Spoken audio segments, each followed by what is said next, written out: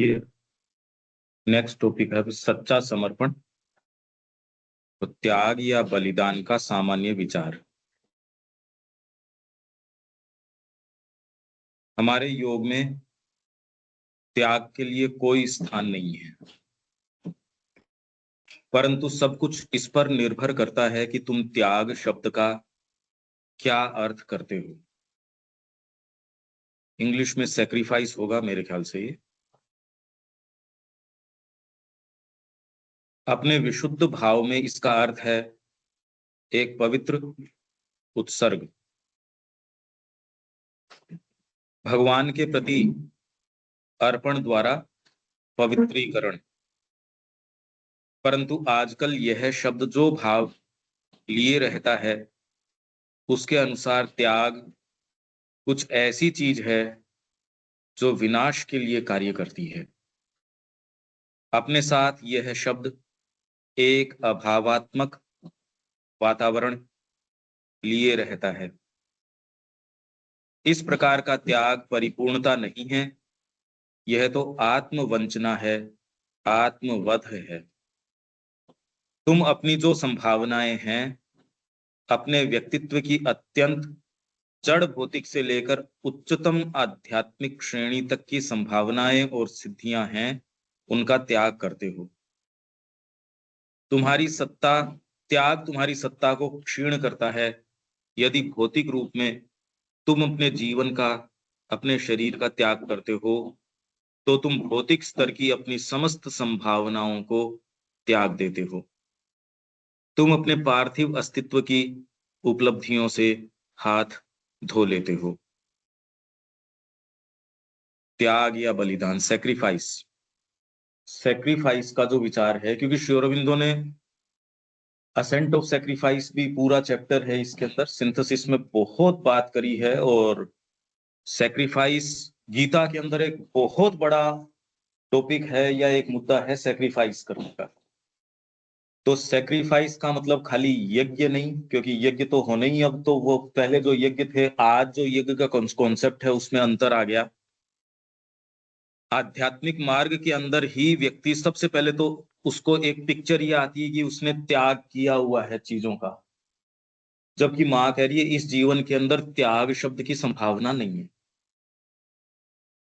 जबकि जनरल आपके कोई भी इस मार्ग का, सो कॉल्ड मार्ग का है, वो आपको ये कहेंगे भैया त्याग तो करना ही पड़ता है इसमें। अगर कोई ये कह रहा है तो वो इस मार्ग का नहीं है। हमारे योग में त्याग के लिए कोई स्थान नहीं है, बिल्कुल स्पष्ट है। त्याग का अर्थ मतलब आप अगर अपनी चीज को, त्याग किसको कहते हो, जो मेरी चेरिश्ड पोजेशंस हैं उनसे दूर होना। यार इन चीजों से तो दूर होना ही पड़ता है तो योग हो सकता है, नहीं तो योग नहीं हो सकता।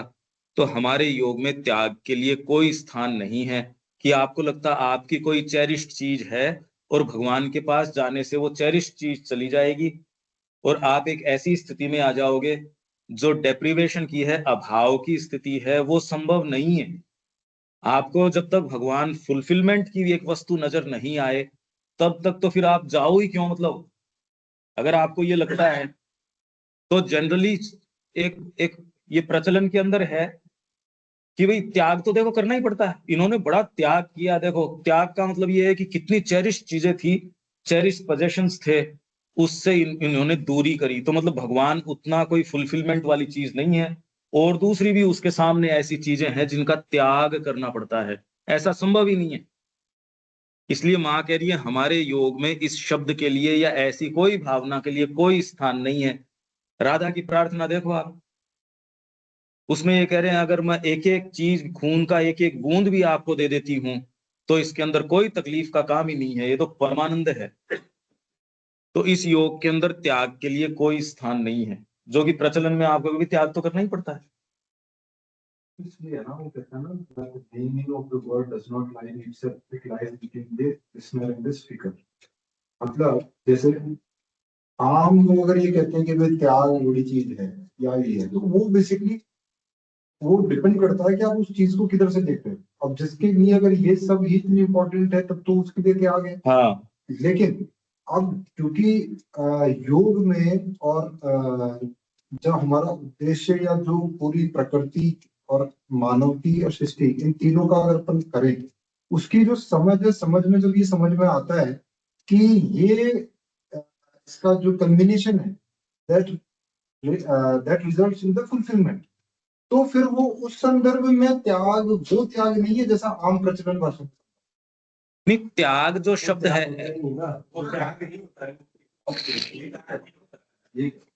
आप कोई भी चीज सीखते हो तो त्याग भले ही आपके अज्ञान का कर सकते हो, पर उसको त्याग नहीं बोलते कि मैंने ये चीज सीखी तो देखो मैंने अज्ञान का त्याग कर दिया। तो ये तो कोई त्याग शब्द वहां एक्चुअल में तो ये सेक्रीफाइस है, ये सेक्रीफाइस शब्द है। और इंग्लिश का जो सेक्रीफाइस शब्द है वो अभाव का ही सूचक है वास्तव में। तो उनके पास तो कोई sacrifice in the sense pure करना, ये कह रही है ना माता जी, सब कुछ इस पर निर्भर करता है तुम त्याग शब्द का क्या अर्थ करते हो। अपने विशुद्ध भाव में इसका अर्थ है पवित्र उत्सर्ग, ऑफर करना, ऑफरिंग। तो आप अपने आप को ऑफर करके और प्योर बनाते हो। आप जब भगवान को अपनी इंटेलिजेंस देते हो तो पहली बार आपकी इंटेलिजेंस कुछ काम की रहती है। आप अपने शरीर को जब भगवान को देते हो, आप उनके लिए काम करने का संकल्प करके देखो, आप में कितनी चीज आ जाती है। आपका भोजन है वो प्रसाद बन जाता है, जीवन है वो वास्तव में जीवन बन जाता है। एक एक मनोभाव, ये कोई भी करके देख सकता है। ये तो कोई भी करके देख सकता है इस चीज को। तो इसमें त्याग की कोई संभावना, जिसको पॉपुलर टर्म्स में त्याग कहा जाता है, उसकी इस योग में संभावना नहीं है। जबकि जो पॉपुलर लोग जो आपको है कि भैया त्याग बहुत करना पड़ता है, इसके अंदर तेरे बस का नहीं है, कहने का मतलब इसके अंदर वो सारी चीजें छोड़नी पड़ती है जो चेरिश्ड हैं, सो कॉल्ड। तो यार तू कहाँ जा रहा है फिर, मतलब एक लॉजिकली नहीं समझ में आ रही ये बात। तो भगवान के प्रति अर्पण द्वारा पवित्रीकरण, परंतु आजकल यह शब्द जो भाव लिए रहता है उसके अनुसार त्याग कुछ ऐसी चीज है जो विनाश के लिए कार्य, विनाश इन दी सेंस कि आपके पास कुछ है, पोजेशंस हैं, उसको छोड़ना, खोना। मेरे पास इतनी सारी ये चीजें हैं, उसको छोड़ दो, त्याग करो। अरे क्या, क्यों क्यों करो?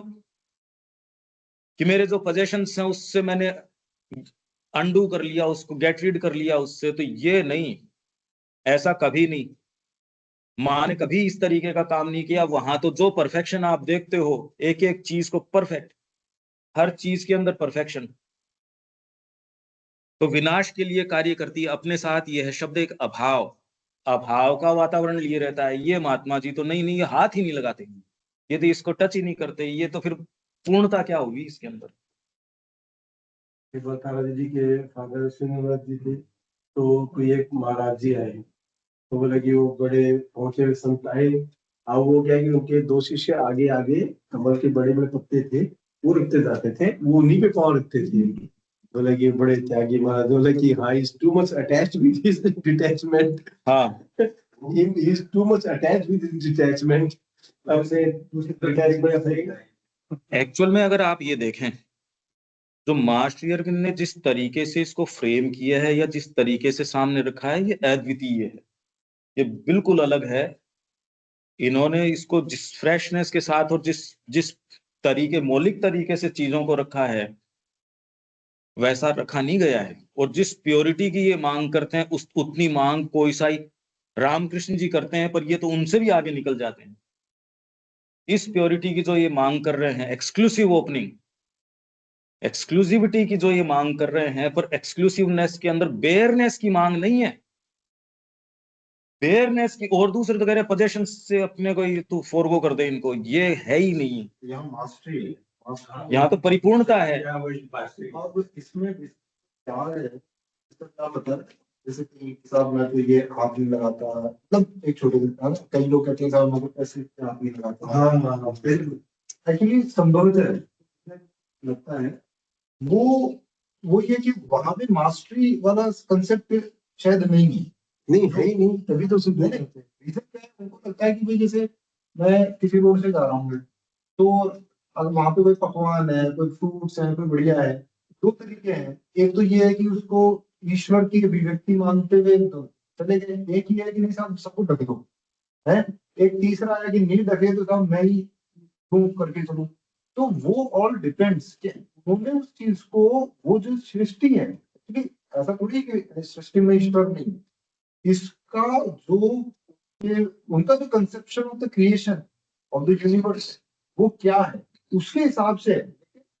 अंतुगतवा जैसे कहते हैं ना टू फाइंड द डिवाइन, और वो इवन जो शब्द आएगा ना ऊपर थोड़ा सा नीचे करो फर्स्ट सेकंड लाइन, परंतु सब कुछ इस पर निर्भर करता है कि तुम त्याग शब्द का क्या अर्थ करते हो। अब यही चीज वो आ जाती है अगर हम कहते हैं कि साहब डिवाइन क्या है, तो ऑल डिपेंड्स। आप माँ ने तो बता दिया ना, मान को डिफाइन कर ही दिया आगे कि इसका मतलब है ये, उन्होंने तो एम्बिग्यूटी छोड़ी नहीं इसके अंदर की, इसका अर्थ ये है, इसका ये अर्थ है। और वैसे हिंट के रूप में तो अपने त्याग कहा है, नहीं, त्याग हो सकता भी नहीं, हो भी सकता भी नहीं, हो सकता ही नहीं, वैसे त्याग नहीं हो सकता है। और जो आप कह रहे हो वो बिल्कुल प्रैक्टिकल भी है। मास्टरी मेरी है नहीं, उससे पहले मैं उसमें लट्टू हो जाऊं, ये प्रैक्टिकल तरीका है, मैं अपनी आंखें उससे बंद कर लूं, ये प्रैक्टिकल तरीका है। हाँ, पूर्णता नहीं कहो पर प्रैक्टिकल तो है ही। मेरे को पता है मेरी आदत किस तरीके की, कोई जरूरी है क्या मैं उस गली के अंदर जाऊं? नहीं जाऊंगा मैं, बिल्कुल प्रैक्टिकल तरीका है ये। और इसी से आपके मास्टरी का मार्ग निकलता है, अदरवाइज तो व्यक्ति इंडल्ज करता रहता है जिंदगी भर और इधर उधर की बातें करता रहता है। सच्चा आदमी कहता है कि पता है मेरे को मास्टरी नहीं है तो नहीं करूंगा यार मैं ये काम। अनुशासन आप लागू करते हो, तो ये प्रैक्टिकल तरीका है ही यही।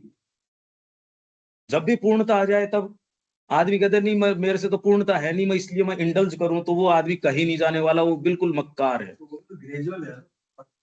मतलब रामकृष्ण जी को एक ने कहा कि देखो ये भी ब्रह्म है, ये भी ब्रह्म है, इसलिए मैं इन चीजों में चक्कर में नहीं पड़ता, मैं तो इसमें इंडल्ज करता हूं। तो रामकृष्ण जी ने साफ साफ कहा ऐसे ब्रह्म पे मैं थूकता हूं तेरे ब्रह्म के ऊपर। झूठा मक्कार आदमी है। सच्चा आदमी ये कहता है कि अगर मेरा इसमें, मेरे को पता है मेरी प्रकृति किस तरीके की है, मैं उसका रास्ता करके चलता हूं। ये प्रैक्टिकल तरीका है, बिल्कुल प्रैक्टिकल अप्रोच है ये। पूर्णता नहीं है, इसको स्वीकार करने में यार नहीं है, मतलब इसमें कोई क्या आफत आ रही है? ये तो पता ही है अपने को अपनी प्रकृति क्या है।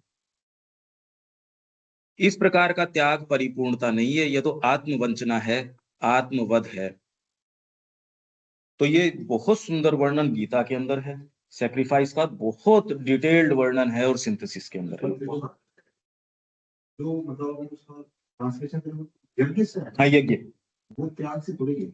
पर इस शब्द का जो अर्थ, पर ये यज्ञ नहीं लगाते ना यहाँ। यज्ञ, यज्ञ मतलब ही पवित्र करना है, यज्ञ मतलब ही पवित्र करना है उसका। त्याग तुम्हारी सत्ता को क्षीण करता है। जिसको त्याग, जो सेक्रीफाइस, उनको पता नहीं ना यज्ञ का। इंग्लिश भाषा के कई शब्द हैं, उनका कोई मतलब हिंदी वालों का इक्विवेलेंट उनके पास नहीं है। तो श्री अरबिंदो ने उन शब्दों का, अब जैसे धर्म हम जिस तरीके से बोलते हैं वो तो रिलीजन बोलते हैं, उनके पास धर्म शब्द का इक्विवेलेंट क्या है? इसलिए श्री अरबिंदो जो वर्ड्स ये काम में लेते हैं उनका इक्विवेलेंट है ही नहीं। यदि भौतिक रूप में तुम अपने जीवन का, हिंदी वर्ड लिखते हैं वहां पे, हाँ डायक्रिटिक के अंदर, डायक्रिटिक में लिखते हैं, हाँ डायक्रिटिक, डायक्रिटिक बोलते हैं, डायक्रिटिक बोलते हैं उसको, डायक्रिटिक, DIACRITIC। अपने शरीर का त्याग करते हो तो तुम भौतिक स्तर की अपनी समस्त संभावनाओं को त्याग देते हो। तुम अपने पार्थिव अस्तित्व की उपलब्धियों से हाथ धो लेते हो। ये तो खैर ठीक है, ये हमको समझने की बात है, पर आपको अनुभव की बात ये होनी चाहिए जब आप अपना मन चढ़ा देते हो भगवान को, तब वास्तव में वो कुछ सोचने समझने लायक बनता है। जब आपने अपने कर्म चढ़ा देते हो तब वास्तव में आपके कर्म दिव्य कर्म बनना शुरू होते हैं। भाव जब चढ़ा देते हो उनको, गीता इसी की तो कि आपका यज्ञ का आरोहण होता है। सिंथेसिस में यही कह रहे हैं वो, एसेंट ऑफ द सैक्रिफाइस। इसी प्रकार नैतिक दृष्टि से तुम अपने जीवन का बलिदान कर सकते हो। तुम अपने आंतरिक जीवन की विशालता और स्वतंत्र परिपूर्णता को त्याग देते हो। आत्म बलि के इस विचार के अंदर सदा ही एक प्रकार की जबरदस्ती का, एक तरह के दबाव या कसाव का, एक अध्यारोपित आत्मवंचना का भाव रहता है। क्योंकि आपके मन में तो चेरिश्ड तो है, अच्छी तो वो लगती है, पर मैंने उसका त्याग किया है। तो अगर ये भाव है कि मेरे को चेरिश्ड है, मैंने त्याग किया है, तो ये आपको हमेशा ही क्षीण करेगी, आपको न्यून बनाएगी, कम करेगी ये भाव की साइकोलॉजी है ना ये तो। अगर ये इसमें है क्या, तो आपको परिपूर्ण बनाएगी वो। आप प्रैक्टिकल सेंस एक दूसरी चीज हो गई कि ना भैया उधर उस गली में जाना किस लिए। टेम्पटेशन ही ना हो, वो एक अलग भाव। हाँ, निग्रह और संयम, ये दो शब्द गीता में काम में लिए हैं, संयम और निग्रह। और माता जी कह रही है निग्रह प्रैक्टिकल तरीका है। निग्रह का मतलब है कि इंद्रियां अपने विषय को जो है उसमें इंडल्ज कर रही हैं। समोसे की मेरे तो बड़ी मन में आ रही है साहब, तो निग्रह ये कह रहा है ठीक है मन में तो आ रही है, खाऊंगा नहीं, ये निग्रह हो गया। संयम ये कहता है खाऊंगा भी नहीं और मन में भी नहीं आएगी। तो दूसरे कह रहे हैं सच्चा तरीका तो ये है संयम करना, पर माता जी ने कहा संयम कभी कर ही नहीं सकते जब तक निग्रह नहीं करते आप। तो आप तो इससे शुरू कर दो कि होगी सो देखी जाएगी, ये तो नहीं करूंगा।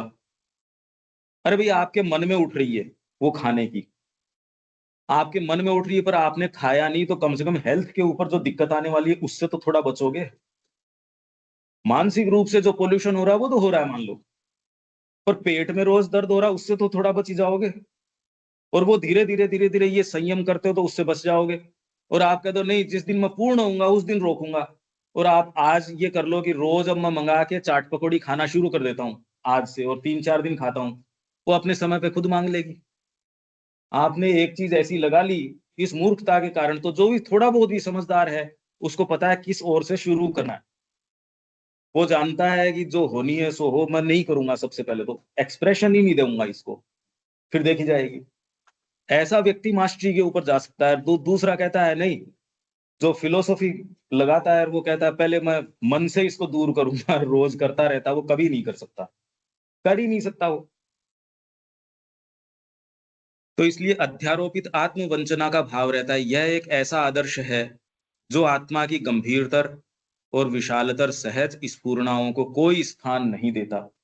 अगर व्यक्ति इंडल्ज करता है, समर्पण से हमारा आशय इससे नहीं है। समर्पण का मतलब ये नहीं, त्याग नहीं है समर्पण,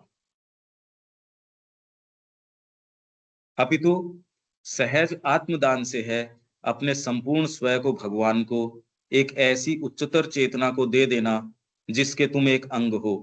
समर्पण क्षीण नहीं करेगा अपितु संवर्धित करेगा। ये कभी भी आपको क्षीण नहीं कर सकता समर्पण, ये तो आपको परिवर्धित करेगा, संवर्धित करेगा। वह तुम्हारे व्यक्तित्व को घटाएगा नहीं, न उसे दुर्बल करेगा, न उसका नाश ही करेगा, वह उसे सुदृढ़ और विवर्धित करेगा। समर्पण का अर्थ है ऐसा दान जो दान के संपूर्ण आनंद के साथ मुक्त भाव से और पूर्ण रूप से किया गया हो। नहीं तो समर्पण नहीं है। अगर उसमें फुलफिलमेंट नहीं महसूस हो रहा, आनंद नहीं महसूस हो रहा, तो कुछ और ही है, समर्पण नहीं है। अगर इसमें फुलफिलमेंट नहीं महसूस हो रहा, तो फिर इसका मतलब ये भाव नहीं है अभी। सेक्रीफाइस आपको हमेशा ही परिवर्धित करेगा, बढ़ाएगा, कम नहीं कर सकता वो कभी भी। इसमें त्याग अथवा बलिदान का कोई भाव नहीं होता। यदि तुम में जरा भी ऐसा भाव हो कि तुम त्याग कर रहे हो, तो फिर वह समर्पण नहीं रह जाता। ये समर्पण हो ही नहीं सकता, क्योंकि इसका तो यह अर्थ हुआ कि तुम अपने आप को पूर्ण आत्मदान से बचाए रखते हो, अथवा यह कि तुम अनिच्छा पूर्वक या कष्ट और श्रम पूर्वक देने की चेष्टा कर रहे हो और तुम्हें दान का आनंद नहीं मिलता। कदाचित तुम्हारे अंदर देने की भावना तक भी नहीं होती। है नहीं ये होती नहीं जनरली, है नहीं। और व्यक्ति अगर कुछ दे भी दे, अगर दे दे, तो फिर उसके रहती है मैंने दिया, ये चीज उसके। एक्चुअल में ये मूवमेंट बहुत अलग है। आपके बीइंग को इसमें आनंद आता है। इसमें दान के अंदर जब तक आनंद नहीं आता तब तक ये हो नहीं सकता। जब तुम कोई भी चीज अपनी सत्ता के संपीड़न के भाव से करते हो, संपीड़न के भाव, पीड़ा के भाव से करते हो, तो यह तय मानो कि तुम उसे गलत रूप में कर रहे हो। साधना नहीं कर रहे, साधना में तो आनंद का विषय है। ये हो ही नहीं सकता कि आप उसमें, समर्पण में तकलीफ नहीं हो सकती, सेक्रीफाइस में तकलीफ हो ही नहीं सकती। ये तो फुलफिलमेंट है। सच्चा समर्पण तुम्हें विशाल बनाता है, वह तुम्हारी क्षमता वर्धित करता है, वह तुम्हारी गुणवत्ता एवं परिमाण में वह महत्तर ऊंचाई प्रदान करता है जो तुम अपने आप प्राप्त नहीं कर सकते थे। क्यों? क्योंकि अब एक दूसरी शक्ति एक्टिव हो जाएगी। भाई आपने एक किरदार लिखा, एक नाटक बनाया, वो नाटक का पात्र आपने जो उसको डायलॉग दिए वो बोलता है, तब तक तो आपका पात्र है वो। पर आपके दिए हुए डायलॉग के अलावा उसने बोलना शुरू कर दिया, इसका मतलब वो पात्र जिंदा हो गया, वो इंडिपेंडेंट हो गया। तो वैसे ही आप ये जानते हो यार, ये तो मेरा तो नहीं था ये प्लॉट, तो ये तो माँ का इंटरवेंशन है साफ साफ। अब इससे ज्यादा तो और क्या कही जाए, ये तो एक करने की चीज है देखो। और ये नहीं हो तो नहीं हो, और हो तो हो, अब इसका तो क्या किया जा सकता है। ये तो जब तक ये भाव नहीं हो तब तक आपसे कहे जबरदस्ती कर दो, इसीलिए तो नहीं हो। जबरदस्ती कैसे करवा सकते हो किसी से? जबरदस्ती नहीं हो सकता है। देने के आनंद के लिए व्यक्ति को ये आए, और देने का भाव नहीं रहता इसके अंदर, उसमें तो फुलफिलमेंट रहता है कि जो चढ़ा दिया सो अपने प्रेमी के लिए कम है ये। तब थकान नहीं आती, नहीं तो थकान आती है। अभी पता नहीं उस बात का, अदरवाइज तो व्यक्ति कुछ भी कर लेता है, उसमें थकान, चेतना में ज्यादा समय नहीं रह सकते। आप देख लो, आप 2 घंटे इंटेंस हमने कुछ भी कर लिया, उसके बाद नहीं कर सकते। 3 घंटे कर लो, 4 घंटे कर लो, बहुत ज्यादा जोर मारा तो फिर नहीं कर सकते। उसी वाइब्रेशन में जाना जरूरी है, वही चाट पकौड़ियों में जाना जरूरी है। देख लो आप। अरे मैं तो कोई ऐसी अपन अलग से बात थोड़ी करें जो इस ग्रह की बात नहीं हो। सारे समय आप उस चेतना को मेंटेन करते हो, जब तक उसको अपना ना माने। नहीं मानो चाहे नहीं मानो, तैयारी बिना कैसे हो? ये तो साइकोलॉजी की, डीप साइकोलॉजी की बात है, मानने से थोड़ी होता है भाई। 9 महीने उसी ध्यान में रखती है तो वो नहीं खाएगी चाट पकौड़ी, हर पल इस तरह से रखेगी। वो तो पहले वाली होती होंगी, अब तो पता नहीं वो क्या करती है क्या नहीं करती है। वो तो जो भी है एनी हाउ, क्योंकि वो तो एक बायोलॉजिकल प्रोसेस है जो आपको टेक ओवर कर लेती है। और उसमें स्त्री जो करती है उससे ज्यादा तपस्या तो पशु करते हैं। जो त्याग एक ह्यूमन मदर नहीं करती, उससे ज्यादा त्याग जो है, क्योंकि नेचर में है ये। अगर नेचर में ये नहीं हो तो लाइफ यहाँ नहीं रहेगी। लाइफ को इतना डीपली प्लांट किया गया है, अगर ये वाली चीज न हो तो इस पेन के थ्रू कोई नहीं गुजरे। तो इसलिए ये डीपली प्लांट किया गया है। ये एक प्रक्रिया है, बायोलॉजिकल प्रक्रिया है, जो श्री अरविंद के योग के अनुसार सुप्रामेंटल के अंदर फिर रहेगी ही नहीं। ये तो एक मजबूरी है एक तरीके से, जो कि जो सिंगल सेल्ड ऑर्गेनिजम्स थे उसमें ये नहीं थी। पर उससे फिर बाद में मल्टी सेल्यूलर ऑर्गेनिजम्स इसलिए आए क्योंकि पहले एक सी बीमारी आ गई, सारे एक साथ खत्म हो गए। इसलिए ये तो एक मैकेनिज्म है कि जीवन रह पाए। जीवन इसलिए रह पाए कि माइंड आए इससे। आप जड़ भौतिक चेतना समझते हो, उससे प्राण तत्व आया, जीवन आया। जबकि जड़ तत्व कभी भी प्राण तत्व नहीं दे सकता। कोई भी जड़ चीज है उससे प्राण कैसे आएगा ये बताइए? नहीं आ सकता ना। फिर भी हुआ धरती के ऊपर। हमको जो ज्योग्राफी बताती है या जो अर्थ का निर्माण जो भी प्रक्रिया है, उसके अंदर तो जड़ तत्व था। पहले तो गैसियस ही था सारा का सारा, उससे फिर बाद में प्लैनेट्स बने। जड़ तत्व था। जीवन का तो कोई हो ही नहीं सकता ना, जड़ से जीवन कैसे आएगा? फिर भी विज्ञान आपके गले में उतारता है, हाँ ऐसे आ गई, वो प्रक्रिया बता देता है और हम गले भी उतार लेते हैं हाँ इससे, जबकि तत्व अलग अलग है। वो मैटर है, ये लाइफ है। पर लाइफ के अंदर माइंड हो ये जरूरी नहीं है जी। आप लाइफ के तत्व तो दूसरे भी देख रहे हो, ये तो ह्यूमन बीइंग अलग आ गया। और ह्यूमन बीइंग में भी पूरा स्पेक्ट्रम देख रहे हो आप। और माइंड अपने आप में कोई फिजिकल चीज नहीं है, थोड़ा सा शिफ्ट आया देख लो। माइंड फिजिकल चीज नहीं है। और अगर मेंटल बीइंग्स भी देखो तो आपको देखने में शायद ही कोई दिखेगा, वास्तव में मेंटल बीइंग्स ही नहीं है। नहीं तो ये समस्याएं जिससे आप जूझ रहे हो, ये पशुओं ने तो पैदा करी नहीं, मनुष्यों ने करी है। आपके पर्यावरण की जो समस्या है, पूरा विश्व मिल जाए तो सही नहीं कर सकता। ये खड़ी किसने करी? पशुओं ने तो करी नहीं। हमारी जो भी समस्याएं हैं किसने पैदा करी? प्रकृति ने करी नहीं। माइंड ने, इसी ने तो करी है। तो इसने खुद ने क्रिएट कर ली, फिर आपको ये बता रहा है मैं इसको सोल्व करूंगा। देखिए आप, ये कोई मेंटल बीइंग का तरीका थोड़ी है। आप ये सोच ही नहीं सकते कि आपको आधा घंटे के लिए और दंड विधान हटा दिया जाए। मनुष्य सोच सकता है क्या ये? ऐसी व्यवस्था जहां दंड विधान न हो, सोच ही नहीं सकता। तो ये माइंड तो अभी प्रॉपरली एस्टेब्लिश नहीं हुआ, माइंड नहीं हुआ है अभी। हम कोई मेंटल बीइंग थोड़ी है अभी पूरे। ये माइंड का स्थान नहीं है। इससे आगे जब माइंड होगा तो वो वास्तव में माइंड के काम कर सके। माइंड है ही नहीं। एनी हाउ, तो ये एक छोटे तरीके से, पर ये बहुत मोमेंटस चीज है, बहुत जबरदस्त बात है कि त्याग नहीं हो सकता इसमें। आप विचार करना इस चीज का, जबकि कॉमन यही है जी, त्याग करना पड़ता है। कॉमन एकदम, और त्याग करना पड़ता है। इसीलिए महाश्री अरविंद के आश्रम में माँ को उस समय लोग कहते थे कितना वेस्टेज है, यहाँ तो कोई साधना कर ही नहीं रहा। माता जी को बोलते थे यहाँ तो कोई साधक ही नजर नहीं आता। कि उनके तरीके से तो वही वाली चीज, अब वहां तो न तो कोई माला जपता नजर आता, न कोई आपको उस तरीके की कोई चीज करता नजर आता, है ही नहीं, कुछ नहीं है। और जोरदार बात है कि वो जो मार्ग है इतना ऑल एनकम्पासिंग है, ऑल एम्ब्रेसिंग है। हाँ, पर उसके नाम से व्यक्ति जो कर बैठता है वो और दूसरे काम कर बैठता है, क्योंकि ये इंटीग्रल आप कहते हो तो अरे तो इंटीग्रल का मतलब ये थोड़ी है इंटीग्रल। एनी हाउ, अब इससे आगे चलते हैं अपन। प्राण सत्ता के साथ कैसे व्यवहार करें, ये एक भयंकर चीज है। प्राण सत्ता के साथ कैसे व्यवहार करें, रूपांतरित प्राण सत्ता के लक्षण, वाइटल।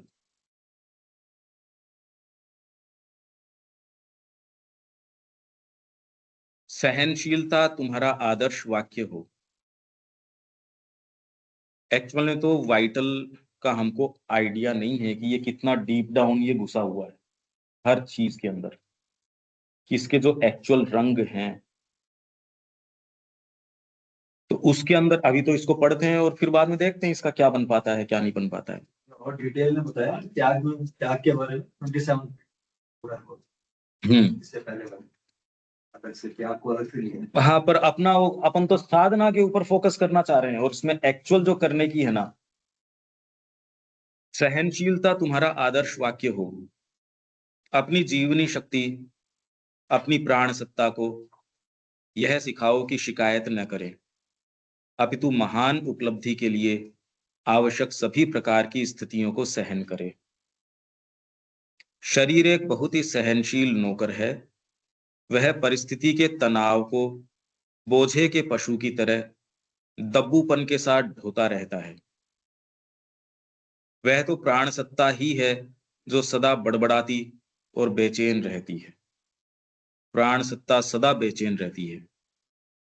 जिस दास्ता और यातना में वह शरीर को जकड़ देती है वह लगभग बेहिसाब है। मतलब शरीर को अगर अपने आप में आप छोड़ देते हैं तो बहुत अच्छा इंस्ट्रूमेंट है। शरीर अपने आप में बहुत अच्छा इंस्ट्रूमेंट है। वाइटल उसको एकदम तोड़ देती है, एकदम तोड़ देती है। विम्स हैं, क्या तो आप उसको बिल्कुल तामसिकता में छोड़ देते हो, या फिर बाद में इतना भयंकर रूप से इसको काम में लेते हो, शरीर की सुनते ही नहीं। तो ये जो वाइटल है शरीर को जकड़ देती है और बेहिसाब तरीके से, असंगत ढंग से यह मांग करती हुई कि हर चीज उसके सनकीपन के अनुसार ही गठित होनी चाहिए। वह बेचारे शरीर को अपनी सनकों और तरंगों के अनुसार कितना तोड़ती मरोड़ती है।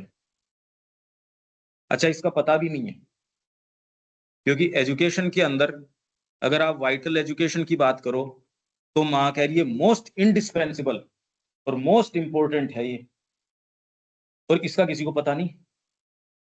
ऐसी कौन सी स्कूल है जो ये कह रहे हैं वाइटल एजुकेशन, और करवाओगे कैसे? करवाओ कैसे, मतलब क्या चैप्टर्स लिखो उसके, कैसे बैठ के कि हम वाइटल एजुकेशन कर रहे हैं? मोस्ट इंडिस्पेंसिबल और मोस्ट इंपॉर्टेंट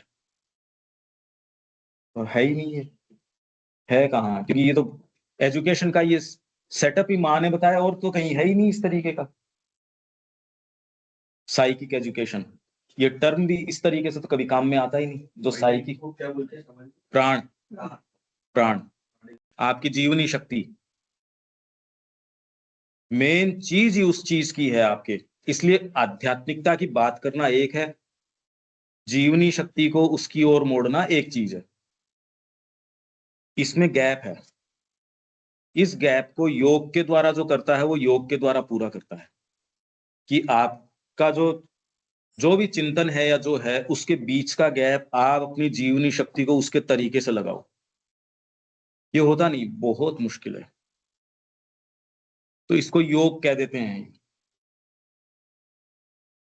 तो सन को और तरंग के अनुसार कितना तोड़ती, परंतु सहनशीलता का सच्चा सार तो यही है कि प्राण को अपनी स्वेच्छाचारी पसंदों नापसंदों को छोड़कर अत्यंत कष्टकर स्थितियों के बीच भी समता बनाए रखना सीखना होगा। जब कोई तुम्हारे साथ बुरी तरह व्यवहार करे या तुम्हारे पास किसी ऐसी चीज का अभाव है जो तुम्हारे कष्ट को दूर करती थी, तो अपने आप को उससे व्यथित होने देने की बजाय तुम्हें प्रसन्नता पूर्वक सह लेना चाहिए। अपने आप को किसी भी चीज से जरा भी परेशान न होने दो। और जबकि कभी प्राण आडंबरपूर्ण अतिशयोक्तियों के साथ अपनी छोटी मोटी शिकायतों को तूल दे, तो जरा रुककर सोचो कि इस दुनिया के बहुत सारे लोगों की तुलना में तुम कितने अधिक सुखी हो। क्षण भर के लिए इस पर विचार करो कि पिछले युद्ध में जिन सैनिकों ने भाग लिया था उन्हें किन परिस्थितियों से गुजरना पड़ा था। पर ये सामान्य शिकायतें हैं। ये आपके क्रीचर कंफर्ट की जो शिकायतें हैं उनके लिए तो ये प्रभावी है। पर अब ये आपके मान लो कोई चीज की प्रॉब्लम उठ रही है और वो वास्तविक है, वो गलत नहीं है और वो सही उठ रही है। ये नहीं कि समता का मतलब आप पत्थर हो गए और आप संवेदनहीन हो गए, ये हो ही नहीं सकता। ऐसा एक अवतार नहीं आया, ऐसा एक कोई महापुरुष नहीं जो एक्चुअल में जिसके संवेदनाएं नहीं हो। अगर संवेदना नहीं है तो फिर बाद में तो मतलब क्या है उसका। समत्व को जिस तरीके से जी उसके कोई फर्क नहीं पड़ता, तो फर्क तो क्या मतलब हुआ इसका। फिर तो वो करेगा भी क्या अगर फर्क नहीं पड़ता हो तो। आपके अगर कान डेवलप नहीं हो तो उसके लिए तो फर्क क्या पड़ेगा। आप संगीत के ये स्वर लगाओ चाहे वो लगाओ, सेंसिटिव ही नहीं है वो। भाई समाज की चीजों को अगर मैं नहीं समझता तो क्या तो मैं उसके प्रति संवेदन होऊंगा, क्या मैं उसका आपको उसका हल बताऊंगा। महात्मा जी को फर्क नहीं पड़ता तो महात्मा जी तो पत्थर है, इसको क्या फर्क पड़ना नहीं पड़ना। तो ये जिस तरीके से कहा जा रहा है कहने में तो है, बाकी ये है नहीं इस तरीके की बात। ये हो नहीं सकती कि आप अपने आप को कहो देखो वो इतना बढ़िया था। आपके तकलीफ है तो है, अब ये दिलासा देने से थोड़ी चली जाएगी वो तकलीफ। उसका तो उत्तर एक दूसरे जगह से देना पड़ेगा। उसका तरीके से ही उत्तर होगा। इस तरीके से उत्तर हो नहीं सकता। ये कह रहे हैं उस तरीके से कि देखो विश्व युद्ध में वो तकलीफों में थे तो उनके पास तो ये रिसोर्सेज नहीं थे। अब ये कोई जगह काम कर जाए पर वो नहीं करती इस तरीके से। हाँ, कोई अगर इतनी सीधी सीधी सी चीज हो, ये सोचने से भी आपका अगर उत्तर मिल जाए इसका मतलब वो इतनी मुश्किल चीज भी नहीं है। अगर आप ये सोच लो देखो हॉस्पिटल में वो तो तकलीफ पा रहा है, मैं तो कितना आराम से हूं, तो इसका मतलब आपकी तकलीफ इतनी कोई मुश्किल है भी नहीं। तकलीफ जानिए वो तो फिर बाद में किस तरीके की है, आपको कितनी दिलासा दे लो चाहे। श्री अरविंद को भगवान वासुदेव ने खुद ने कह दिया कि मैं वादा करता हूं देश की स्वतंत्रता का, तो भी पांडिचेरी में लास्ट दिन तक अपने भाई को पत्र लिख रहे हैं मैं तो योग अपनाए इसलिए भारत के लिए, मेरे को शक्ति मिल जाए। इंतजार कर रहे थे सुप्रामेंटल आ जाए, सुप्रामेंटल आ जाए। तो ये कहा एक तरीके से जाता है, होती नहीं कि उनको पीड़ा नहीं होती होगी। अरे ऐसा कौन है जिसकी पीड़ा नहीं होती होगी। उसके अंदर ही समता छिपी होती है। इसका मेरे को टच ही नहीं हो रहा, मेरे को कीड़ा काट रहा है, मेरे को फर्क नहीं पड़ रहा, तो मतलब मैं पत्थर थोड़ी हूँ। संवेदनशीलता तो है ही मेरे। यदि तुम्हें वैसी कठिनाइयां सहनी पड़ती तो तुम्हें तुम्हारी असंतुष्टियों की निरी मूर्खता का आभास होता। फिर भी मैं ये नहीं चाहती कि तुम्हें कठिनाइयों का सामना करना पड़े। मैं केवल इतना ही चाहती हूं कि तुम अपने जीवन की छोटी मोटी नगण्य कठिनाइयों को सहना सीखो। पर आप अगर कठिनाइयां उसको मानते हो, देखिए इसका एक ही तरीका है, उससे बड़ी वाली चीज की व्यवस्था करो, ये अपने आप ही जड़ जाएंगी। तो ही हो सकता है। अगर यही कठिनाई आपको महसूस हो रही है तो इसी से टैकल करते रहोगे, आगे नहीं जा सकोगे कि यही कठिनाई होगी मेरे लिए। तो इसका तरीका यही है, एक बड़े तरीके से इक्वेशन को फॉर्मुलेट करो, ये ऑटोमेटिकली टेकन केयर ऑफ हो जाएंगी। इतनी बड़ी पजल रख दो आपके सामने, ये ऑटोमेटिकली यथास्थान आ जाएंगी सारी की सारी। नहीं अगर आप कहो कि मेरे तो रसगुल्ले से समस्या है, तो फिर कभी कुछ नहीं हो, क्योंकि रसगुल्ले की बजाय दूसरा आ जाएगा, उसकी बजाय तीसरा आ जाएगा। बरस कहाँ से लाएंगे इतने? अरे कहाँ से लाओगे? ये छोटी छोटी चीजों में ही अगर धराशायी हो जाएंगे तो बड़ा काम क्या कर लेंगे हम, ये बताओ। तो ये प्रैक्टिकल तरीका वैसे है नहीं कि मैं मेरे मन को दिलासा दे लूं, मैं ये कर लूं। सहनशीलता के बिना कभी कोई महान चीज संसिद्ध नहीं की जा सकती। यदि तुम महापुरुषों के जीवन का अध्ययन करो तो तुम देखोगे कि प्राण की कमजोरियों के सामने उन्होंने अपने आप को कैसे कठोर चट्टान की भांति खड़ा कर दिया था। आज भी हमारी सभ्यता का सच्चा अर्थ है प्राण के अंदर सहनशीलता के द्वारा भौतिक पर प्रभुत्व पाना। ये पढ़ तो लेते हैं पर एक्चुअल साइकोलॉजी ऐसी नहीं होती, एक्चुअल नहीं होती इस तरीके से। कोई दूसरे कारण से आप चलते हो, इनके कारण तो नहीं चलते, इस तरीके से तो नहीं चलते। आपको क्या लगता है अनिल जी, ये कैसे सिनेरियो क्या होता है? अगर आप इनसे ही ग्रेपल करते रहोगे, इनसे अगर आप करते रहे तो थोड़ा बहुत अगर कर पाओ तो कर पाओ, नहीं तो एक दूसरा मैकेनिज्म है। आपने कोई चीज को अपने आप को दे दिया, चाहे गुरु को दे दिया, चाहे किसी कॉज को दे दिया, कोई देश को दे दिया, किसी कोई भी कॉज को आपने दे दिया, और वो जुनून आपको अगर निगल चुका है या खा चुका है, उसमें जो भी इनकन्वीनियंसेस हैं वो टेकन केयर ऑफ हो जाएंगी। तो आप मार्ग पे चलोगे। अगर इनसे लड़ते रहोगे, अगर उद्देश्य नहीं है तो करोगे कैसे? मतलब किसकी लाइट में उनको आप कैसे करोगे? करोगे कैसे? मैं तो ये प्रश्न है मेरा। तो ये तो कोई उद्देश्य में यदि आप निवास करते हो ना, उसमें तो आप पाते हो कि भाई वहां जाना था, लड़की की शादी थी, पेट में भी दर्द हुआ, जो भी हुआ हो गया भाई कैसे भी। उस उद्देश्य में तो सारी चीजें यथास्थान आ जाती। लड़की की शादी का बड़ा बढ़िया उदाहरण है। आपके सारी उस समय दर्द भी होते हो और ये होते हो वो होते हो, सारे समय से हो जाते हैं। इनकन्वीनियंस भी हो जाती है, उसमें हो भी जाता है जी, हो गया। उद्देश्य तो हो जाए। अगर सोच के आप करो कि माँ ये इनकन्वीनियंस ले, आप कभी वो माथा पच्ची मोल नहीं लोगे। अगर वो आयोजन नहीं हो तो ले सकते हो क्या? ये बताओ, सोच के ली जा सकती है क्या? कभी नहीं हो सकती है।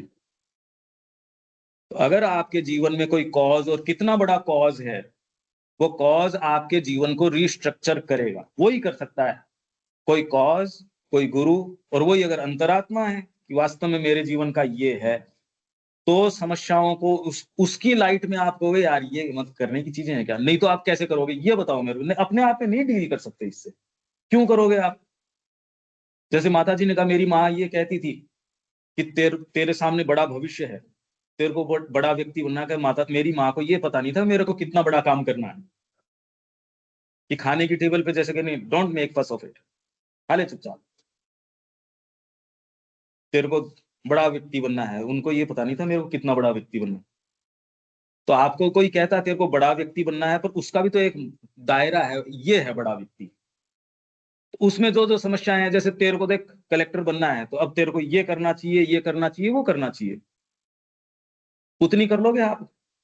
जो कर लेगा मान लो वो तो सफलता। तेरे को गोल्ड मेडल चाहिए उसमें ओलंपिक्स के अंदर, कितने एक जनों को मिल जाएगा और कितने एक जने कर लेंगे? बचपन से शुरू करते हैं देखो आप। वो तो आपकी छोटी छोटी इनकन्वीनियंसेस को खा जाएगा, वो ही खा सकता है। आपको फिल्म स्टार बनना है, इसलिए अभी तक धरती के ऊपर कामना का अधिकार बना हुआ है, क्योंकि वही आपको रिस्ट्रक्चर करती है। भागवत प्रेम तो कहने की बातें हैं खाली, उसके लिए आप उतना गंभीरता से काम करते हो जैसे कामना करवाती है। लड़की की शादी में जितना भाग दौड़ कर लेते हो, वो माँ के लिए कौन कर लेता है? कोई कर पाता है। तो ये जो कह रहे हैं कि सहनशीलता करो, ये करो, वो सहनशीलता का भी दायरा तो कम हो जाता है ना, उसमें सहनशीलता हो जाती है आदमी के। अरे भाई क्या करें, अब ये शादी का माहौल था, थोड़ा इनकन्वीनियंस हो गया तो ठीक है, नहीं तो आदमी छोटी छोटी चीज से टची हो जाता है। उसने मेरे को चाय नहीं दी इतने समय पे, मेरे को इसने ये नहीं दिया, घर के ऊपर ये मेरे से ठीक बात नहीं कर रहा। आप इन्हीं से झंझट में पालते रहोगे। आप कहते हो मैंने इसमें परफेक्शन पा लिया। यार क्या परफेक्शन पा लिया? जड़ से ही उठाना इस समस्या को। तो इसलिए मैं ये कह रहा हूँ, प्रैक्टिकली ये नहीं हो सकता इस तरीके से कि आप अपने आप को कह दो और हो जाए, ये कम है। देखो ये वो तो इतना बड़ा उद्देश्य आपने ले लिया, उसमें मतलब माउंट एवरेस्ट की तरफ मुंह कर लिया। आप कहते ये क्या कर रहे हो, फिर अपने आप ही हंसी आ जाएगी आपको। छोटी मोटी इनकन्वीनियंसेस के लिए हंसी वैसे ही आ जाएगी कि तेरा उद्देश्य तो तूने ये करा था, ये क्या कर रहा है यार। तो ही हो सकता है साइकोलॉजिकल, और कोई दूसरे तरीके से नहीं हो सकता है।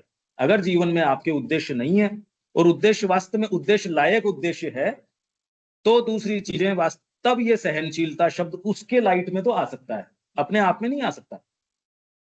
आप क्यों कहोगे युद्ध के समय, अब मैं यहाँ बैठा हूं, युद्ध के समय उनको चेयर नहीं मिलती तो मैं क्या करूं, मैं इसको हटा दूं, तो कीले लगा लूं इसके पीछे, क्यों कर लूं यार। मैं, मेरे को अच्छा गद्दा मिल रहा है और मैं आके कहूं चलो मेरा गद्दा हटाओ और नीचे इसके कीले लगा दो, क्यों करूं मैं ये काम। मेरे को अच्छा भोजन मिल रहा हो, अच्छा यहाँ मेरे को एक वातावरण मिल रहा हो, नहीं ये हटाओ, ब्यूटी हटाओ यहाँ की। तो इसलिए इसका कोई आधार नहीं है हमारे पास कि संकट काल में तो हमने देखो ये किया था। उस समय तो हमारे पास खाली एक ही जोड़ी थी कपड़े की, अरे तो मतलब रोज एक ही रखनी जरूरी क्या है। श्री अरविंद जेल के अंदर जिस तरीके से व्यवहार कर रहे थे, वहां पांडिचेरी में वैसे ही व्यवहार कर रहे, क्या जरूरी है इस बात की? और वो सहनशीलता है भी नहीं, वो मूर्खता है। वो कोई सहनशीलता, क्योंकि सहनशीलता तो हर स्तर की है। श्री अरविंद जो चीज सहन कर रहे थे वो तो उन्होंने कहा अवतारों ने ही सहन नहीं करी। समाधि पे लिखा है endured, हाँ, तो यूं तो क्या सहन कर लिया, suffered। सफर तो करना ही नहीं पड़ा उनको। तो दिलीप कुमार रोहित तो कह रहे थे वो चार जो आपकी सेवा में है उन्होंने तो कुछ जबरदस्त काम किए होंगे। उन्होंने कहा यार कैसी बात कर रहा है। तो सहन तो ये किया उन्होंने, सेक्लूजन के अंदर थे कि, तो दूसरा तो कहते और माँ ने तो किया मेरे से भी 10 गुना ज्यादा किया, श्री अरविंद कह रहे हैं। वैसे क्या किया भाई, सारे जय जयकार कर रहे हैं, सारे उनके लिए साड़ियां और बुनावट और उसमें सारों में पूरे डिपार्टमेंट लग रहे हैं उनके लिए। ये ऐसे नहीं है, इसलिए मैंने इसकी साइकोलॉजी आपके सामने रखी। अगर उद्देश्य आपके सामने इतना बड़ा है तो जीवन की ये चुटपुट घटनाएं तो वैसे ही खा जाएगा, वो रहेगी ही नहीं, हो ही नहीं सकती। अगर ये उठ रही है तो उसको टैकल करने का तरीका अपने आप से ये कहो कि उद्देश्य और ऊपर करो। तो मतलब मेरे पास दिमाग लगाने के लिए फुर्सत है, मेरा दिमाग फ्री है, नहीं तो बवंडर में लगा दो ना उसको। गुरु को अगर दे दोगे वो फ्री नहीं छोड़ेगा आपको। अर्जुन से पूछो, जैसी वो उसमें लगता है, तो कुरुक्षेत्र आपके जीवन में आज तक तो यही होता है। जिन्होंने भी ये कह दिया कि ये जगत मिथ्या है, तो भी सारे जीवन में 40 के ही नहीं हुए थे। वो जगत को मिथ्या बता के मठों की स्थापना कर, संभव है क्या ये बताओ मेरे को। वही आपके बुद्ध सारों को बौद्ध बना गए ये कहते हुए कि ये शून्य है। विवेकानंद जी छोटी सी उम्र के अंदर। तो इसलिए बवंडर के हत्थे चढ़ाओ अपने को, गुरु को दे दो। वो ये सहनशीलता है तो बढ़िया है, वो ऐसे काम करवा लेंगे वो जो आपको पूछेंगे ही नहीं। आप मत करो सहन, रोते चिल्लाते रहो तो भी आपके माध्यम से काम कर लेंगे। नहीं तो आप अपने तरीके से करोगे तो हमेशा ही जो नीचे भौतिक है उसका गुरुत्वाकर्षण धीरे धीरे नीचे लेके जाता है। आज आपके लिए जो चीज है, अगर आपको सुविधा दी जाए तो धीरे धीरे और नीचे आ जाएगी, आपके लिए कंफर्ट जोन और हो जाएगा। वो तो एक अजगर की सी कुंडली है। तो अगर आप एक सर्टेन दबाव नहीं रखते तो प्रकृति आपको निगल ही जाएगी। वो तो इसलिए तपस्या तो जरूरी ही है, वो तो खाई जाएगी। इसलिए सहनशीलता वगैरह साइकोलॉजिकली जिन वो थोड़े हैं उन्हीं की बस की बात है, बाकी हो नहीं सकती है इस तरीके से। सहनशीलता के बिना कभी कोई महान चीज संसिद्ध नहीं की जा सकती। यदि तुम महापुरुषों के जीवन का अध्ययन करो तो तुम देखोगे कि प्राण की कमजोरियों के सामने उन्होंने अपने आप को कैसे कठोर चट्टान की भांति खड़ा कर दिया था। वो इसलिए क्योंकि उद्देश्य था, इसलिए खड़ा कर दिया। एक माँ आग के सामने या गोली के सामने अपने आप को खड़ा कर देती, ये नहीं कि वो साहसी है, उसके सामने आती नहीं, वो अपने बच्चे से इतनी ज्यादा आसक्त है। ये थोड़ी है कि वो कोई साहसी है, गोली से डर नहीं लगता, उस समय दिखती नहीं उसको वो। ये समझो, ऐसे कि वो सैनिक गया और उसने गोलियां खा ली तो आप ये सोचते यार कैसे खा लेते हैं ये, क्योंकि वो माहौल इस तरीके का है। ये नहीं कि वो कोई साहसी व्यक्ति है, या वो ऐसी बात नहीं है। आपकी सत्ता के अंदर भौतिक जो है वो तो तामसिक है। प्राण जो है उस समय उसको पता है कि पीछे तो हट नहीं सकते, अब जो है सो ठीक है। उसमें एक दूसरी चीज है वो आपको टेक ओवर कर लेती है। इसलिए व्यक्ति मरते मरते भी इतनों को कर जाता है। आप कहे यार ये करता कैसे है, क्योंकि वो उस समय उस फ्रेमवर्क में नहीं है, वो दूसरे फ्रेमवर्क में। और उसमें भी स्टोरी सारों की नहीं आती ना, वो तो जिसकी आती है उसकी आती है, सबकी स्टोरी नहीं आती, सबकी सब तरीके से होती भी नहीं। आज भी हमारी सभ्यता का सच्चा अर्थ है प्राण के अंदर सहनशीलता के द्वारा भौतिक पर प्रभुत्व पाना, खेल कूद तथा साहसिक कार्यों की भावना, मतलब स्पोर्ट्स की स्पिरिट जो बोलते हैं ना, स्पिरिट, और सभी प्रकार की कठिनाइयों का जो कि जीवन के सभी क्षेत्रों में आती ही हैं, बेधड़क सामना करना इस सहनशीलता के आदर्श के अंग हैं। स्वयं विज्ञान के क्षेत्र में प्रगति उन अनगिनत कठिन परीक्षाओं और संकटों पर निर्भर करती है जो संसिद्धि से पूर्व आती है। जिन्होंने भी कुछ संसिद्ध किया है, जो सबसे पहले ये जो रेल मार्ग निकाले, ऐसे ऐसे जो ये कनाडा के अंदर निकाले उन्होंने, पहले मार्ग नहीं था उधर, अलग देश बन गया तो जाओ वहां अमेरिका होकर फिर इधर आना पड़ेगा क्योंकि ऊपर ऊंचे पहाड़ है वहां। तो टीमें गई, बहुत टीमें गई, सारी मर जाए क्योंकि वहां तो टेम्परेचर रेगुलर के अंदर ही मान लो -20, -30, -40 इस तरीके के टेम्परेचर है, दोबारा आई ही नहीं, दोबारा आए नहीं। एक बड़ी मुश्किल से उन्होंने फिर ट्रेस किया वो ट्रेन, चाहे उसमें सवारी नहीं हो ट्रेन, फिर भी क्योंकि राष्ट्रीय गौरव की चीज है यार, अपने को अपने देश में से ही जाने के लिए दूसरे देश के अंदर से आना पड़ता है, तो काम गड़बड़ है। तो ये कह रहे हैं कि हर कोई भी क्षेत्र जिसके अंदर आपको यदि कोई तोड़ना है उस चीज को या कुछ उसमें नई चीज एस्टेब्लिश करनी है तो आपको सहनशीलता तो करनी ही पड़ेगी। आप अगर संगीत के अंदर जा रहे हो, कला के अंदर जा रहे हो, 25, 30 साल 40 साल कहाँ चले पता नहीं, पता ही नहीं। अब तो बहुत जल्दी सफलता चाहिए, पहले गुरुजी के पीछे चल रहे हैं, गुरुजी पीछे बिठा रहे हैं तानपुरा लेके, 25 साल तो बैठे हैं तानपुरा लेके। आज तो तुरंत आपको चाहिए कि स्टेज के ऊपर मेरी अपीयरेंस हो जाए, पहले नहीं थी। इसलिए उसमें से जो चीज निकल के आ रही थी, जो क्वालिटी थी, नहीं है। सहनशीलता है ही नहीं, आप देखो सहनशीलता है ही नहीं, सहनशीलता किसी की है ही नहीं। समय की मेरे को इतनी इम्पेशंस रहती है सारों को, और कोई पूछे तेरे काम क्या है, वैसे कोई कोई काम नहीं, और हर की इतनी जल्दबाजी है ऐसी पता नहीं क्या ही है। स्वयं विज्ञान के क्षेत्र में ठीक है ये हो गया, निश्चय ही जिस प्रकार का महत् कार्य आश्रम में हमने हाथ में ले रखा है उसमें हमें सहनशीलता की कोई कम आवश्यकता नहीं है। हम तो कह रहे हैं हम सुप्रामेंटल के लिए कार्य कर रहे हैं, मैं तो देखा ही नहीं किसी ने आज तक ही। आप साधना के लिए अपने आप को दे देते हो, एक ऐसी चीज के लिए दे दिया जिसका पता ही नहीं, इसका पता नहीं, और ये भी पता कि कुछ होगा कि नहीं होगा इसका भी नहीं पता, क्या पता इसका। आश्रम में पहली मृत्यु होते ही सारों का विश्वास डगमगा गया, अरे हम इसलिए आए थे। इन्होंने कहा मृत्यु नहीं रहेगी, तो उन्होंने कहा सुप्रामेंटल आ थोड़ी गया, ओ हो धोखा हो गया हमारे साथ, यहाँ तो मृत्यु हो गई। लोगों के मंसूबे बड़े बड़े दबे रहते हैं वो। उन्होंने कहा मृत्यु कैसे हो गई यहाँ, कह तो आ थोड़ी गया सुप्रामेंटल, अभी आया थोड़ी है। तुम्हें करना यह होगा कि जैसे ही तुम्हारा प्राण विरोध प्रकट करे उसकी अच्छे से पिटाई करो। कैसे करो पिटाई, कोई सामने दिखता तो है नहीं, उसकी पिटाई करो। तो करो कैसे पिटाई, कि उसकी पिटाई करो। क्योंकि जब प्रश्न भौतिक का हो तो फिर कुछ लिहाज करने और एहतियात बरतने का कुछ कारण हो सकता है, करते हैं हम उल्टा। आज से खाना नहीं खाऊंगा, आज से मैं ये नहीं करूंगा, तो जोर के आया तो मैं शरीर का विचारेगा, मैं आत्महत्या कर लेता हूं, तो इससे प्राण के क्या हुआ, प्राण तो भड़क जाएगा, उल्टा काम है। प्राण उसके अंदर, क्योंकि आप अभी जो नाइटमेयर्स के अंदर जाते हो, शरीर आपका बहुत बड़ा दुर्ग है क्योंकि भाग के शरीर में वापस आ गए, और आप डिफेंसलेसली वहां चले गए, वो नाइटमेयर आपके परपिचुअल हो गया, अभी शरीर तो अब बचा नहीं। अब इसने तो सोचा कि हाँ मैं चला जाता हूँ, तो खेल है क्या कोई।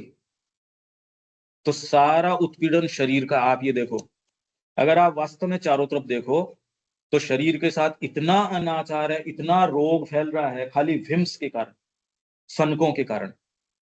शरीर को कोई आवश्यकता नहीं है उन सारे प्रोसीजर्स की, या सारे आपकी ये मेडिकल वाली जो जो है।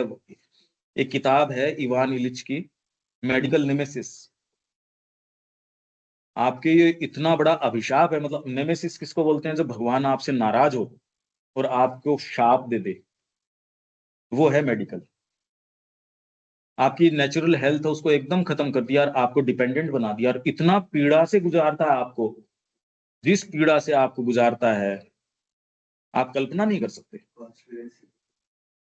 इतनी तकलीफ से गुजारता है, और ये खाली वाइटल के कारण, खाली वाइटल के कारण, क्योंकि माइंड बचा नहीं और बुद्धि के ऊपर आच्छादित हो गई आपकी ये, हमको तो पैसे चाहिए, हमको तो इस तरीके से चाहिए। अनाचार है हेल्थ के नाम से, हमको तो जीडीपी बढ़ानी है, इसलिए जगह जगह हॉस्पिटल ये सारे के सारे, क्योंकि चुनावी मुद्दा बहुत बढ़िया है, हम कैंसर हॉस्पिटल खोलेंगे। आप समझो तो सही वो क्या बोल रहे हैं, आप समझो उसका क्या अर्थ निकलता है। गली गली के अंदर हम जो है कैमरे लगा देंगे, और थोड़ी थोड़ी दूर के ऊपर हम ये कैंसर हॉस्पिटल खोल देंगे, तो अरे मतलब क्या हुआ ये सभ्यता जाएगी कहाँ। तो एक ये सोचने की बात है, इसको आप जीडीपी में कैसे जोड़ सकते हो। मतलब मेरी गाड़ी पोल्यूशन के कारण वहां रुक गई, तेल जल गया, पोल्यूशन हो गया। अच्छा, धीरे धीरे अब मास्क की तो होनी शुरू हो गई आवश्यकता। दिल्ली के अंदर स्थिति ये है कि अब जैसे वाटर प्योरीफायर है वैसी एयर प्योरीफायर हो गए, कितनी जबरदस्त जीडीपी हो गई, जीडीपी जबरदस्त बढ़ गई, क्योंकि पोल्यूशन बढ़ा दिया आपने। अच्छा, पोल्यूशन कम कर दो तो जीडीपी कम आ जाएगी। तो कितने आपके ये जो है परवर्टेड मानक है जीडीपी के, आप ये देख लो। अभी कोरोना हो गया, जीडीपी बढ़ गई। हाँ, तो आप अगर शांति से हो तो जीडीपी नहीं बढ़ेगी, जैसे ही आपके दंगे हुए जीडीपी बढ़ जाएगी। तो अब ये बताओ, ये अगर माइंड भी इसको देखे तो कहे यार ये कौन सा मानक हुआ आपका, माइंड लगा ही नहीं रहे। और अगर जब तक लोकतंत्र का इस तरीके का रूप है, आप अगर वोट को अट्रैक्ट करना चाहते हो तो आप चाह के भी ये कर नहीं, रोक नहीं सकते, क्योंकि अभी सबसे ज्यादा इन्वेस्टमेंट किसमें, एक तो हथियारों के अंदर है। जब से युद्ध शुरू हुआ है तब से एक ये हो गया कि आपको सशक्तिकरण जरूरी है आपके सर्वाइवल के लिए, और इंडिया जैसों के लिए तो इसलिए जरूरी है कि चारों तरफ आपको निगलने के लिए तैयार है। अब तो वो देश की सीमाएं भी नहीं रही है, और ऊपर से मिसाइल आ जाएगी। आपका नियम है, नियम है आपके वो सारे। यूक्रेन के लिए सारों ने लिखित में दिया था कि तू अपने आप के डी न्यूक्लियराइज कर दे, हम तेरी सोवरेनिटी की रक्षा करेंगे। एक नहीं आया, सबके आंख हो गई, सबके ये आंख हो गई, अपने को खुद करना है ये सारे। मेड इन इंडिया करो, अपने तो खुद के बनाओ, नहीं दूसरे वालों के तो काम ही नहीं करेंगे। आप उसके बटन दबाओगे वो मिसाइल आपकी ओर ही चलेगी, दूसरे कैसे चलेगी जब उनके प्रोग्राम होंगे। तो आज सबसे ज्यादा जो खर्चा चल रहा है इसके नाम पे चल रहा है, और अपना आर्टिकल अभी एक आया है पर्यावरण के ऊपर, उसमें एक्चुअल कदम नहीं उठा रहे। वो कदम क्या है, एक तो कार्बन ट्रेडिंग करते हैं ये, कि उन्होंने कह रखा है 1.5 डिग्री तापमान का, इन्होंने एक मानक तय कर रखा है कि धरती का जो है 1.5 डिग्री से ऊपर नहीं जाना चाहिए। विकसित देश हैं, उनको जिम्मेदारी है इस चीज की भी, तुमने कार्बन का इतना काम में लेके विकसित हुए हो, इसलिए इतना टैरिफ आपके ऊपर लगेगा। विकासशील लोग जो देश हैं वो इतना जलाएंगे तो उनको राइट है इस चीज का। तो पर्यावरण को जो दूषण होगा उसका खर्चा विकसित देशों के ऊपर लगेगा, ये चर्चाएं चल रही है। तो जिस देश ने अपना कार्बन कम काम में लिया है तो आपके पास सरप्लस हो गया, उसी में हो गया, उसको तो कोई फर्क नहीं पड़ रहा। मतलब जितनी सारी सभाएं चल रही है उसका मुद्दा ये है। अच्छा, वो आपने क्रेडिट कर लिया, तो दूसरा देश जो जला रहा, आपके पास 10 पॉइंट पड़े हैं कार्बन के नाम के, आप मेरे को बेच दो वो 10। ये ट्रेडिंग चल रही है। अच्छा, वो पर्यावरण से किसी को कोई मतलब नहीं है, वो 10 की बजाय 15 कर लो, आप 20 कर लो। कार्बन से रिड्यूस करने की बात चल रही है। हाँ, वो जो भी जो है, तो वो सारे डेटा अपन ने दिए हैं, वो इंग्लिश और हिंदी दोनों के अंदर अपन निकाल रहे हैं। तो वो 70-75 पेजों की है, पर पूरे ग्राफ दिए हैं, उसमें कोई हवाबाजी नहीं है। ये काम मां श्री अरविंद के दृष्टिकोण से कि सुपरामेंटल आने के लिए पहले धरती के ऊपर जीवन को तो सिक्योर बनाओ। अभी वर्तमान जो स्थिति है उसके अंदर भारत की इस पे एक विशेष ऐसी स्थिति है कि ये तो सांस ही नहीं मिलेगा। आपके ऑलरेडी अगर AQI देखते हो, रोज डेली आप देखो, वो हैजर्डस लेवल बताता है। अगर आप बाहर एक्सरसाइज करने के लिए सुबह मत जाओ, सुबह मत जाओ। आप नहीं सोच सकते थे ऐसा कोई समय होगा जो हमारे सामने है, पर ये इतना धीरे धीरे आपकी लाइफ में प्रवेश कर गया। आप हाँ बस ठीक है, आपके लंबे समय एलर्जी रह रही है, आपकी एफिशिएंसी नहीं रह रही, ब्रेन के अंदर ऑक्सीजन नहीं जा रहा, तो आप सोच नहीं पा रहे। जब ऑक्सीजन ही नहीं जा रहा तो क्या तो सोचोगे, अच्छा और बुरा क्या? जब सोच ही नहीं पा रहे अच्छा बुरा तो बाद की बात है। मैं फिजिकल बात बता रहा हूँ, कोई आध्यात्मिक बातें नहीं है ये। आपकी लाइफ एक्सपेक्टेंसी नहीं रहेगी वो आपके जो है वो पीड़ा के अंदर रहेगी। हम इसको टैकल नहीं कर सकते। क्यों? वोट की राजनीति है, यही नहीं है पूरी दुनिया के अंदर यही है। जो बदमाशी आप सोचते हो यहाँ है, वो सारे डेटा हमने दिए हैं, उसको रिफ्यूट कर ही नहीं सकते आप। उस डेटा को रिफ्यूट नहीं किया जा सकता, वो सारे डेटा हैं। इस आधार पे हमको धीरे धीरे एक तो जो रिसर्जेंट में हम जो काम कर रहे हैं, इस दृष्टिकोण से संसार में क्या चल रहा है उसको मास रीडिंग के कार्य से किस तरीके से जोड़ें, इसमें किस तरीके से हम इसकी जागृति लेके आए। अरे तुम बात क्या कर रहे हो यार, यहाँ सांस लेने की जगह नहीं बचेगी। तुम दिव्य जीवन की बात करो, जीवन होगा तो दिव्य होगा, तो जीवन को ही मिटाने के लग रहे हैं। दिव्य तो तब होगा जब जीवन होगा। ये बड़े मूलभूत मुद्दे हैं जो कि साफ साफ दिख रहे हैं। अगर आंख जबरदस्ती बंद करो तो एक अलग बात है। तो ये कह रहे हैं प्राण के साथ उपाय है एक जोरदार लात जमाना। किसके लगाओगे पर लात, ये तो पता नहीं, क्योंकि व्यक्ति दूसरे का तो आकलन करता है, खुद का आकलन करता नहीं। दूसरे का निर्ममता से करता है और खुद का जो है खूब ममता से, मैं तो वो बढ़िया ही हूं, मेरे से तो बढ़िया कौन। जैसे ही तुम्हारा प्राण शिकायत करे तभी उसे लात जमाओ। और एक जनरल ह्यूमन टेंडेंसी है, वो कहीं भी होगा शिकायत करेगा, अपनी परिस्थितियों को दोषी बताएगा, अपने परिकर को दोषी बताएगा, अपने बैकग्राउंड को दोषी बनाएगा, जिसको भी। मैं इसलिए ये काम नहीं कर पाया, मैं ये नहीं कर पाया, या संघर्ष में रहेगा, दूसरे को गलत बताएगा ही बताएगा।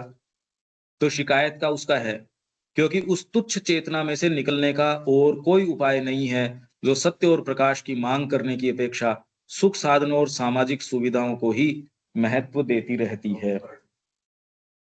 सामाजिक सुविधाएं, और इसको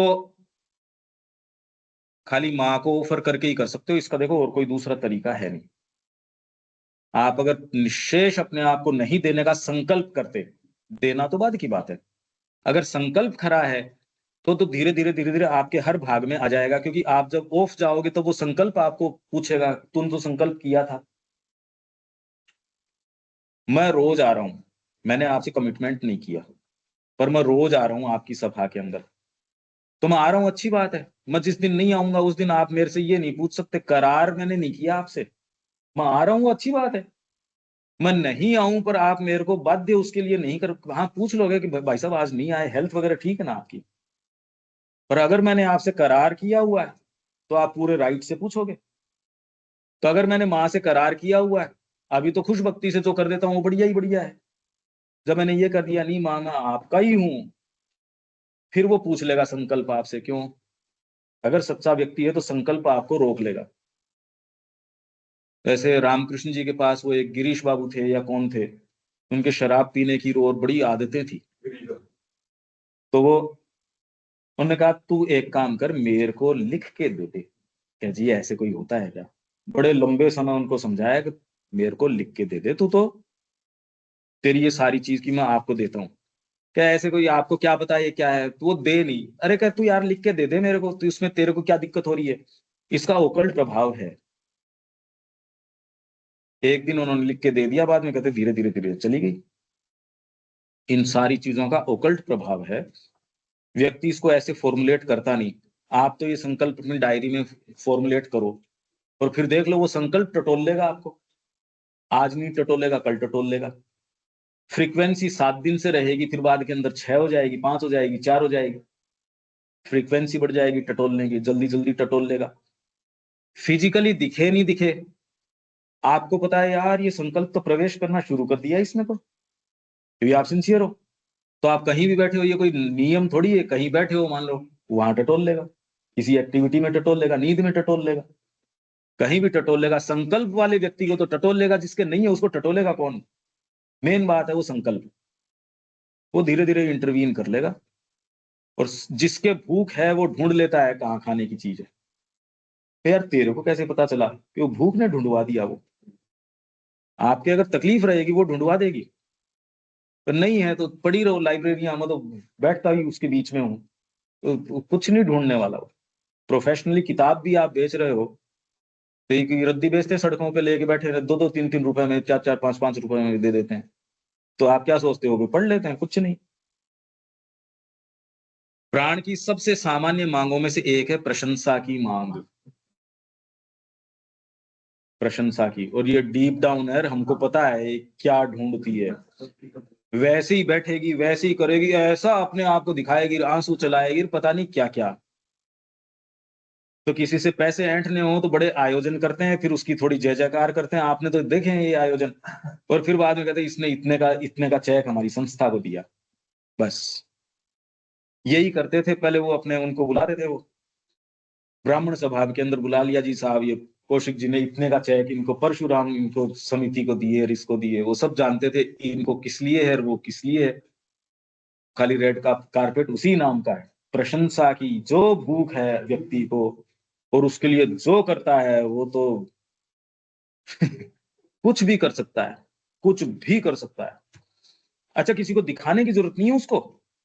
ये और जोरदार बात है कि आप सोचो मैं जंगल में चला गया तो खुद तो देखते ही हो यार मैं कैसा त्याग मैंने किया है, ये लो, उससे तो चूके नहीं ना। दूसरे मेरे को देखें, आप ये कहते एक हाथ दे दूसरे को पता नहीं चले, तो आप कहते मैंने वैसे ही किया ही, मेरे दूसरे हाथ को पता नहीं चला। अरे पता कैसे नहीं चला, तेरे को तो पता है इस चीज का। इस चेतना में नहीं हो सकता ये। आप सोचो कि ये कहने की बातें, पर हो नहीं सकता इस तरीके से। ये तो कोई दूसरी चीज है जो करवा देती है ये। सोच के नहीं होती है इस तरीके की। आप सोचो कि इस हाथ को पता नहीं चले, ये नहीं होती भाई इस तरीके से। वह आलोचना किए जाने और ऐसा व्यवहार किए जाने से घृणा करता है मानो वह गौण महत्व का है, उसको बिल्कुल पसंद नहीं है। और आप कर ही नहीं सकते। आपने मंत्री जी को बुला लिया और फिर कहा आपने इनके ये यार, फिर क्या तो बुलाओ मत, बुलाओ तो फिर बाद में आपका ये प्रोग्राम तो उनके तरीके से चलेगा। आप फिर भूल जाओ आपका ये कोई मां श्री अरविंद का और का, इसलिए अपन पहले दिन से करते ही नहीं ये काम, कि फिर तो आप भूल जाओ इसको। वो तो इस शर्त के ऊपर है आप आओ तो मां श्री अरविंद के दर्शन कर लो, हमारा कार्यक्रम तो इतनी बजे तो शुरू होगा, इस तरीके से होगा, मुद्दा ये होगा। अगला कहते मेरे को माइक दे देना ना भाई साहब, ये नहीं होगा यहाँ, यहाँ तो नहीं होगा ये। प्योरिटी की बात करोगे तो हो जाएगी, नहीं तो माइक देखते ही मैंने ऐसे लोगों को देखा है वो जो बोलना अनर्गल बोलना शुरू कर देते हैं। और आपका मुद्दा चाहे आप कह रहे हो मैं उसका महिमा मंडन कर रहा हूं, मैं उस व्यक्ति के महान कोई व्यक्तित्व उसके साथ रहा, पर आप देखोगे वो ऐसे गोल घुमा के, उसने मेरे से ये कहा कि तू तो बहुत अच्छा आदमी है। उसने मतलब मैं के इर्द गिर्द रहती है सारी चर्चा, उस व्यक्ति की महानता बिल्कुल नहीं बताते आप।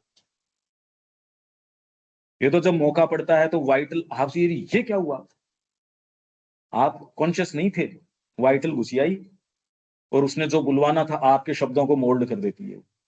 आप बिल्कुल देख सकते हो ये सामान्यतः। आप बैठे हो, आप सिंसियर भी हो, आप अपने रूम में वैसे नहीं हो, जब पढ़ रहे होते हो तो वो सारी बातें भी होती है, पर जैसे ही आप वो सारी चीजें देखते हो, पता नहीं वो रिफ्लेक्ट आप करते या नहीं करते, पर आप देख सकते हो कि आप अपने आप को किस तरीके से प्रेजेंट करते हो, जैसे कि आप एकदम प्योर हो, आप तो ये हो और वो। और वाइटल ऐसे प्रवेश करेगी कि आपने तो पता नहीं क्या ही किया, आपने तो इतना सहन किया, आपने घर के ऊपर इतना सहन किया, आपके साथ तो दुर्व्यवहार हुआ, आपने तो लोक कल्याण भी किया, और आप तो समाज के इतने पार्ट भी हो रही है, पता नहीं क्या क्या, हर जने का अपना। और अगर उसको कोई महत्व नहीं दे, उसको बिल्कुल पसंद नहीं है। आपको बुला लिया, इनविटेशन दे के बुला लिया, और अब आपको रिसीव करना ही नहीं, और ये भी नहीं कि कोई ढंग का रूम भी दे रहे, ये भी पता नहीं, तो क्या यार क्यों बुलाते हो फिर, क्यों बुलाया? हाँ भाई ये तो बदतमीज लोग हैं ये तो, इनको तो एटिकेट्स ही नहीं है। किसी अच्छे संगीतकार को आपने बुला दिया और उसको फिर गाने का मौका नहीं दे रहे, तो बच्चों से गवा रहे हो वहां स्तुतियां, तो यार ये क्या कर रहे हो, ये हमारी बेइज्जती करवा रहे हो आप। तो बुला के उनको बिठा लिया, और कई बार लोगों को सेंस नहीं होता। मलसीसर कॉलेज के अंदर एक बार प्रोग्राम था, तो स्टेज के ऊपर हम तो उस उतने तो हमारी उम्र नहीं थी, तो आश्रम से मैं, नंदिता, हम 2-3 लोग गए थे, और वहां अनूप जलोटा बैठा था। कौशिक जी के भाई के, आप तो गाओ और ये आपके साथ हारमोनियम बजा देंगे। मैंने कहा क्यों मिट्टी कर रहा है अगले की, क्यों शर्मिंदा कर रहा है बेचारे, मतलब अनूप जलोटा तुम्हारे साथ, तुम तो गणेश स्तुति करो, कहीं नहीं ये जानते हैं कैसे बजाना। मैंने, तू क्या रहा है, तेरे को सेंस है, तू क्या बोल रहा है कि ये आपके साथ हारमोनियम बजा देंगे। आप हमेशा इस बात के लिए सेंसिटिव होते हो, इस व्यक्ति को यहाँ बिठाएंगे, इसको ये ऐसे करेंगे, इसको ऐसे करेंगे, और ये सारी चीजें आप हमेशा, आपका सफल कौन सा कार्यक्रम होता है, सारों की वाइटल ठीक रही, आयोजन ठीक हो गया भी शादी का, नहीं तो बड़ा आप कितना कॉन्शियस रहते हो उसके अंदर यार, पता नहीं किसको कौन सी चोट लग जाए, कौन सी उसके अंदर। माइंड को तो होती नहीं, शरीर को भी नहीं होती, वाइटल जो है। और अगर कमियां ढूंढने वाला हो के साथ उसका विशेष एक जना साथ में, उसका ध्यान रख लेंगे, वो आदमी है, वो गड़बड़ करने वाला है। क्या है ये वाइटल? ईगो वाइटल ना है। ईगो दूसरी चीज है, ईगो दूसरी चीज है। आपने सोचा प्रोग्राम में वाइटल का ध्यान रखना, हाँ, वाइटल का उसको कैसे सामान्य वर्षन में कैसे आपकी प्राण शक्ति है, वो अपना सेटिस्फेक्शन ढूंढती है, मेरे को नहीं कहा इसने। ईगो उसके साथ मिल जाए तो फिर बाद के अंदर दोनों मिलके, क्योंकि ये इतने क्लोज रहते हैं, तो इन दोनों को एक ही मान लिया जाता है, दोनों को एक ही मान लिया जाता है इनको। कामनाएं तो हर व्यक्ति के, ईगो भी है, पर अगर वास्तव में आपने कुछ किया जीवन में तो और परिवर्तित हो जाता है। अरे सामान्य व्यक्ति के भी है, पर मंत्री है उसका तो जो है सो ही है। तो ईगो की तो खैर चर्चा जो है सो ही है, इन दोनों को बड़ा क्लोज क्लोज है, पर ये मतलब ईगो अलग है और ये वाइटल। हाँ, ये वाइटल तो आपका बहुत अच्छे काम भी कर सकता है, आप अपने आप को देश के लिए न्यौछावर भी कर सकते हो, वही साहस देता है। माइंड तो क्या, थिंकिंग पार्ट है, जो उसको लाइफ एनर्जी देता है वो वाइटल पार्ट है। आपने सोच लिया, एग्जीक्यूशन सारा काम नहीं। आपने विचार कर लिया कि मैं दान दूंगा, पर अगर आपके हाथ उठने के लिए रक्त संचार न हो रहा हो, तो अब विचार और इसके बीच में कनेक्ट करने के लिए आपको प्राण ऊर्जा की जरूरत है। तो प्राण ऊर्जा के स्रोत जो है, अभी निम्न स्रोत है, वो तो है भोजन। धरती के ऊपर जो आपको प्राण ऊर्जा मिलती है, उसका निम्नतर स्रोत है भोजन। जबकि आप जितना भोजन करते हो, उतने की न तो आवश्यकता है, न उतने का आप रस पूरा बना पाते हो, वो निम्नतर स्रोत है। और मनुष्य ओरिजिनल प्रोड्यूसर फूड का है भी नहीं, ये बड़ा इनडायरेक्ट तरीका है। योगियों को इसका पता था, इसलिए वो इसको भोजन को, कितने लोग हैं अभी भी, हजारों लोग ऐसे हैं जो भोजन नहीं करते, बिल्कुल ही नहीं करते, मतलब कुछ आंशिक रूप से, कुछ खाली दूध के ऊपर है, तो कोई फल के ऊपर है, तो कोई हवा पे है, कोई एक तो वो नर्मदा के जल के ऊपर ही है, 400 ml खाली जल ही लेते हैं। तो वास्तव में आपको जो स्रोत है इसका, और दूसरे जो एक मेन स्रोत है आपका भोजन से ज्यादा, वो है सेंसेशंस, इंद्रियों की जो आपको संवेदन है। वो आपको भोजन कम मिलता हो, या भोजन आपको आश्रम में रख दिया, आपको भोजन की कोई समस्या नहीं है, तो यार यहाँ कोई आता जाता नहीं, आपको अगर यहाँ बंद कर दिया जाए, कलाकंद खिलाया जाए, एक दिन खा लोगे, 2 दिन खा लोगे, कम हम तो अब नहीं। कोरोना के अंदर विद्रोह में आ गए सारे के सारे, कि भैया लॉकडाउन अब नहीं सहन होएगा। क्यों? लोगों की यह था कि हमको समय नहीं मिलता, और ये नहीं होता, और वो नहीं होता। वो तो आधिकारिक रूप से, मतलब मजबूरन था वो समय। तो देशों के अंदर बगावत इस नाम की हो गई कि अब चाहे मर जाएंगे हम सड़कों पे आएंगे। तो आपके जो सस्टेनेंस का जो सबसे बड़ा स्रोत है, वो आपके सेंसेशंस हैं। तो मुझे परेशान हुई थी वो वाइटल है। हाँ, सेंसेशंस आपके, उनको इंद्रिय संवेदन चाहिए। मन को तो पता है उचित भोजन तो ये है, जीव कहती है तो इससे उचित वाले दलिये से आया क्या, इसमें थोड़ी मिर्च डाल, जबकि आपको पता है हेल्थ के लिए ठीक नहीं है। दूसरा व्यक्ति कहता है इस ऐसी हेल्थ का करना भी क्या है यार, अच्छी चीज नहीं खा के मर जाऊंगा मैं तो वैसे भी मरना है। आप नहीं कर सकते भाई ये काम, इसलिए आपको उसके अंदर से रस चाहिए। ये निम्न है, इससे ऊपर के आपको सेंसेशन चाहिए, दूसरे मेरे को क्या मानते हैं। तो आप अपने भोजन को देखो, ये फिल्म स्टार्स वगैरह कितना अपने आप को अनुशासन में भोजन की कैलोरीज कैलकुलेट करते हैं, क्यों? क्योंकि वो जिस उसके ऊपर है उसके अंदर उनको लगता है मेरे को कुछ जो मिल रहा है वो वैसे नहीं मिलता। इससे थोड़ी सी और ऊपर जाओगे तो आप एक तपस्वी बन सकते हो, क्योंकि वो कहेगा अरे इन्होंने जो त्याग किया है, दुनिया उनके जाते ही एकदम पांव में लौट जाएगी। वो बेचारा कैसे नॉर्मल हो जाएगा ये बताओ मेरे को? उसको जो चीज मिल रही है, और उसको ये कह दिया। अब इस महात्मा जी को कोई पूछता नहीं, माता जी ने कहा जा बेटा उधर बर्तन साफ कर ले।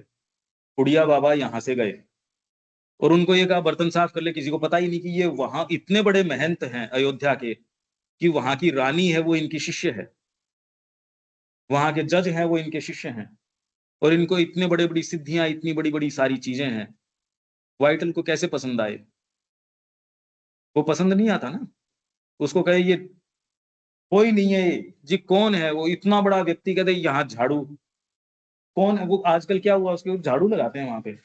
कैसे मान लोगे? न तो कोई करने वाला, न ये होने वाला, उसको पसंद ही नहीं है ये।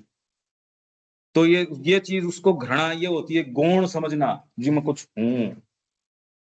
ये करके खुद भी अपने आप को कहता मैं कुछ हूं, मैंने जो किया है अपने आप को मिटा दिया, और मैं ये भी नहीं देख रहा अब कोई मेरे को देख रहा है या नहीं देख रहा। तो तूने तो देख लिया। इस स्तर पे नहीं किया जा सकता, इसको सूक्ष्म भले ही किया जा सकता है, हटाया नहीं जा सकता। इसलिए इसका एक ही तरीका, माँ को चढ़ा दो इसको, जो होना हो सो वो काम में ले लेगी इसको। वो इसका जो बनाना है सो बना लेगी। उनको परहेज नहीं है, ना आपके वाइटल से परहेज है, ना ईगो से परहेज है। उसका वो जो बनाना है सो बना लेगी। अगर माँ उसको उपयोग करना जानती है तो आपको हटा के करना भी किस लिए है? नहीं तो जीवन में हो नहीं सकता। सूक्ष्म भले ही कर सकते हो, किस आधार पे करोगे, किस तरीके से करोगे? हठ योग और राजयोग में तो हमने पढ़ाई था, उससे तो परिवर्तित होती, कम तो होती नहीं। इसका एकमात्र तरीका, और हमारे लिए सबके लिए सुलभ, वैसे तो वो सुलभ है, वो करना तो मुश्किल है। अपने संकल्प को उनको दे देना कि मैं आपको ऑफर करता हूं, और सिंसियरिटी से उसको, वो आपको उत्तर देंगी। अगर आपके ज्ञान नहीं आ रहा इसका मतलब इनसिंसियर आदमी हो। सिंसियर व्यक्ति कहीं भी होगा, वो चाहे पहाड़ के अंदर उसको डाल दो, उसको ज्ञान आएगा। इनसिंसियर व्यक्ति को कभी ज्ञान नहीं आ सकता। मेन बात तो ये है। परंतु उसे सदा ही झिड़कियों के लिए तैयार रहना चाहिए, और उन्हें पूर्ण शांति के साथ सह सकना चाहिए। नहीं तो अभी तो नहीं है। इन्होंने तो बड़े, अरे ये तो शुरू से साधक रहे हैं, इन्होंने इतनी बड़ी किताबें लिखी है, ये जब जाते हैं तो लोग इनको जय जयकार करते हैं। गुरु जी के पास जाते हैं, गुरु जी के क्या किया ये, गर्म पानी ढंग से नहीं लेके आज का, तू ये नहीं है, तू वो नहीं है। अगर आप सही चेतना में नहीं हो, कितने दिन रुक जाओगे? कितने दिन रुक सकते हो? व्यक्ति कहता है यहाँ आश्रम के अंदर तो मेरे को अच्छा टीचर नहीं मानते, उड़ीसा जाता हूँ तो रेड कारपेट कारपेट बिछता है मेरे को। कई टीचर जो अपने वहां थे, या कोई भी व्यक्ति, यहाँ मेरे को बताओ किस व्यक्ति से ये बात कर रहे हैं, इनको पता ही नहीं। बोलते नहीं, मान लो आप डिसेंट हो, मन में तो रहता है, इनको सेंस नहीं है किससे बात कर रहे हैं। ये भाव आपके रहता है, मैं कुछ हूं। इसने कह दिया भाई साहब ये ऐसा क्यों कर रहे हो? अरे इसको पता नहीं, मेरे मैं इतनी इंडस्ट्रीज चलाता हूँ, इतने नौकर हैं मेरे, इतनी मेरे में क्षमता है, मैं एक जगह गाता हूँ तो 50,000 लोग मेरे को सुनने आते हैं। ये नहीं आएगा ये भान, कैसे नहीं आएगा भाई? या तो आप में क्षमता नहीं है तो आएगा। कौन व्यक्ति है जिसका नहीं आएगा ये? हाँ, नहीं है क्षमता तब तो कहां से आ जाएगा जबरदस्ती? अगर आप विशेष हो और आपके नहीं आ जाए, हो ही नहीं सकता। तो इसलिए इसको झिड़कियों के लिए तैयार रहना चाहिए, और पूर्ण शांति के साथ सह सकना चाहिए। और यह बात भूल आकर कि आत्मतुष्टि की प्रत्येक क्रिया मिथ्यात्व के स्वामियों की वेदी पर एक भेंट होती है। सेल्फ सेटिस्फेक्शन की हर क्रिया जो है मिथ्यात्व के स्वामी उनकी वेदी पे भेंट है। तो हम तो कोई दूसरी चीज जानते नहीं, ये तो आज हमको ये बचपन से कान में है कि ये इंडिपेंडेंट है, ये अब तो ये इतना कर दिया कि ये तो इंडिविजुअल की स्पेस है। एक बच्चे को भी आपको तो स्पेस देनी चाहिए, उसकी प्राइवेसी है, उसका ये है। आप प्राइवेट स्पेस है उसका, मोबाइल आप ऐसे नहीं देख सकते उसका, उसके रूम में ऐसे नहीं जा सकते आप। अरे प्राइवेट स्पेस क्या तूने गर्त में डाल दिया उसको? और पहले आपके लिए वर देख के आ जाते थे, ये नहीं बताते थे, वो तो चेहरा नहीं देखा शादी तक तो ये है कौन। ये नहीं पता है कौन। उससे आगे ये कि अगर वो मर गया तो जिंदगी भर विधवा किसके नाम की ये नहीं पता। आप ये सोचो, वो उस समय रामकृष्ण जी की जीवनियों में बारीकी से इसका वर्णन कर रही है सिस्टर निवेदिता, उन भावनाओं का, उन चीजों का आप पढ़ो। अब उनका क्या महत्व था क्या नहीं था वो जो भी है, पर जिस इंडिपेंडेंस के नाम से या जिस प्राइवेसी या जिस पर्सनल स्पेस या आपकी खुद की पर्सनल है ये है वो, उसने उस जगत को कहाँ ला के रख दिया। निष्ठा शब्द ही खत्म कर दिया, एक डीपर चीज है वो खत्म कर दी। कहानियां क्या हैं आपकी? Honesty is the best policy. Honesty है वो बेस्ट पॉलिसी है। फिर उसकी कहानी क्या बताएंगे? उसकी एक कुल्हाड़ी थी, वो रह गई, या कोई चीज थी उसने रख ली, और फिर बाद में जब वो आया उसको दे दी। देने से अब उसको अनुग्रह दूसरा प्राप्त हुआ। मतलब अब उसने कहा कि तेरे को नौकरी दे दूंगा मैं। मेरे, अरे वाह, तूने तो मेरी ये टोपी रखी, तूने मेरी घड़ी रखी, तूने मेरा पर्स रखा, या जो भी। इसलिए honesty is the best policy. वो चीज तो उसके पास जो उसने कुल्हाड़ी पकड़ाई या उसकी टोपी पकड़ाई या उसकी माँ का जो भी कोई निशानी थी वो पकड़ाई, आज इसको जॉब मिल गई उसकी कंपनी में। उसने कहा आ जाना मेरे पास, और वो उसके बिना काम के उसको इतने पैसे देता है। Honesty is the best policy. तो दूसरा कहता है इसमें प्रॉब्लम क्या है? आपने ऑनेस्टी की जो मधुरता है उसके लिए ऑनेस्टी नहीं, उससे वो चीज मिलने वाली है उससे ऑनेस्टी को तोल दिया, तो ऑनेस्टी तो रही क्या? ऑनेस्टी का जो खुद का स्वाद है, जो आपकी डीपर, अरे मनुष्य को तो इन भावों के लिए ओपन होना चाहिए। ऑनेस्टी एक नेचुरल आपकी टेंडेंसी होनी चाहिए।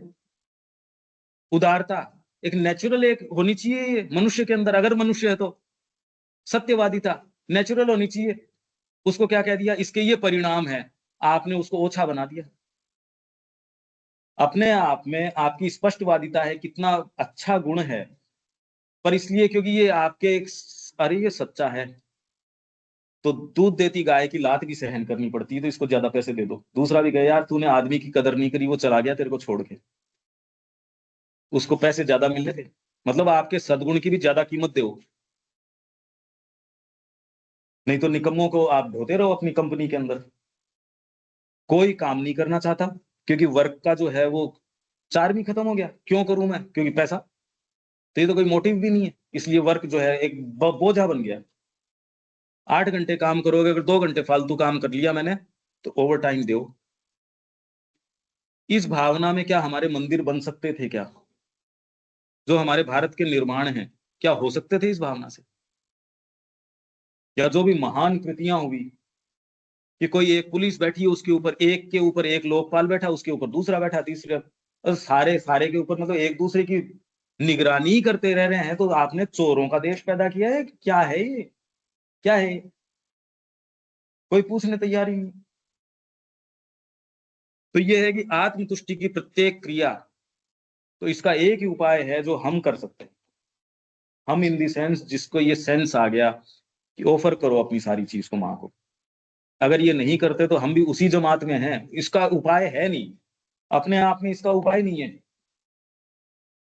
अगर हम नहीं कर पाते तो फिर आप कैसे एक्सपेक्ट करते हो दूसरे करेंगे? दूसरे कैसे कर लेंगे? अगर हमको जो बैकग्राउंड मिला है, माँ श्री अरबिंदो का टच मिला है, हम नहीं कर सकते डिसाइसिवली, तो दूसरा कोई कैसे कर लेगा? दूसरे को कहने का तो हमको राइट ही नहीं है वैसे तो। भाई अनिल जी, अगर हम नहीं कर सकते तो दूसरा कैसे कर लेगा? नहीं, टाइम दे के भी उस जो साइकोलॉजिकल फ्रेमवर्क उसको चाहिए वो कहां से लाएगा बेचारा? श्री अरबिंदो के संपर्क में आने के बावजूद यदि हम डावाडोल हैं, तो दूसरे तो हम एक्सपेक्ट कर ही नहीं। उसको तो बेचारे को मोरल कोई ग्राउंड ही नहीं है ना। क्या है उसके पास? समाज ने दिया क्या उसको? कुछ नहीं।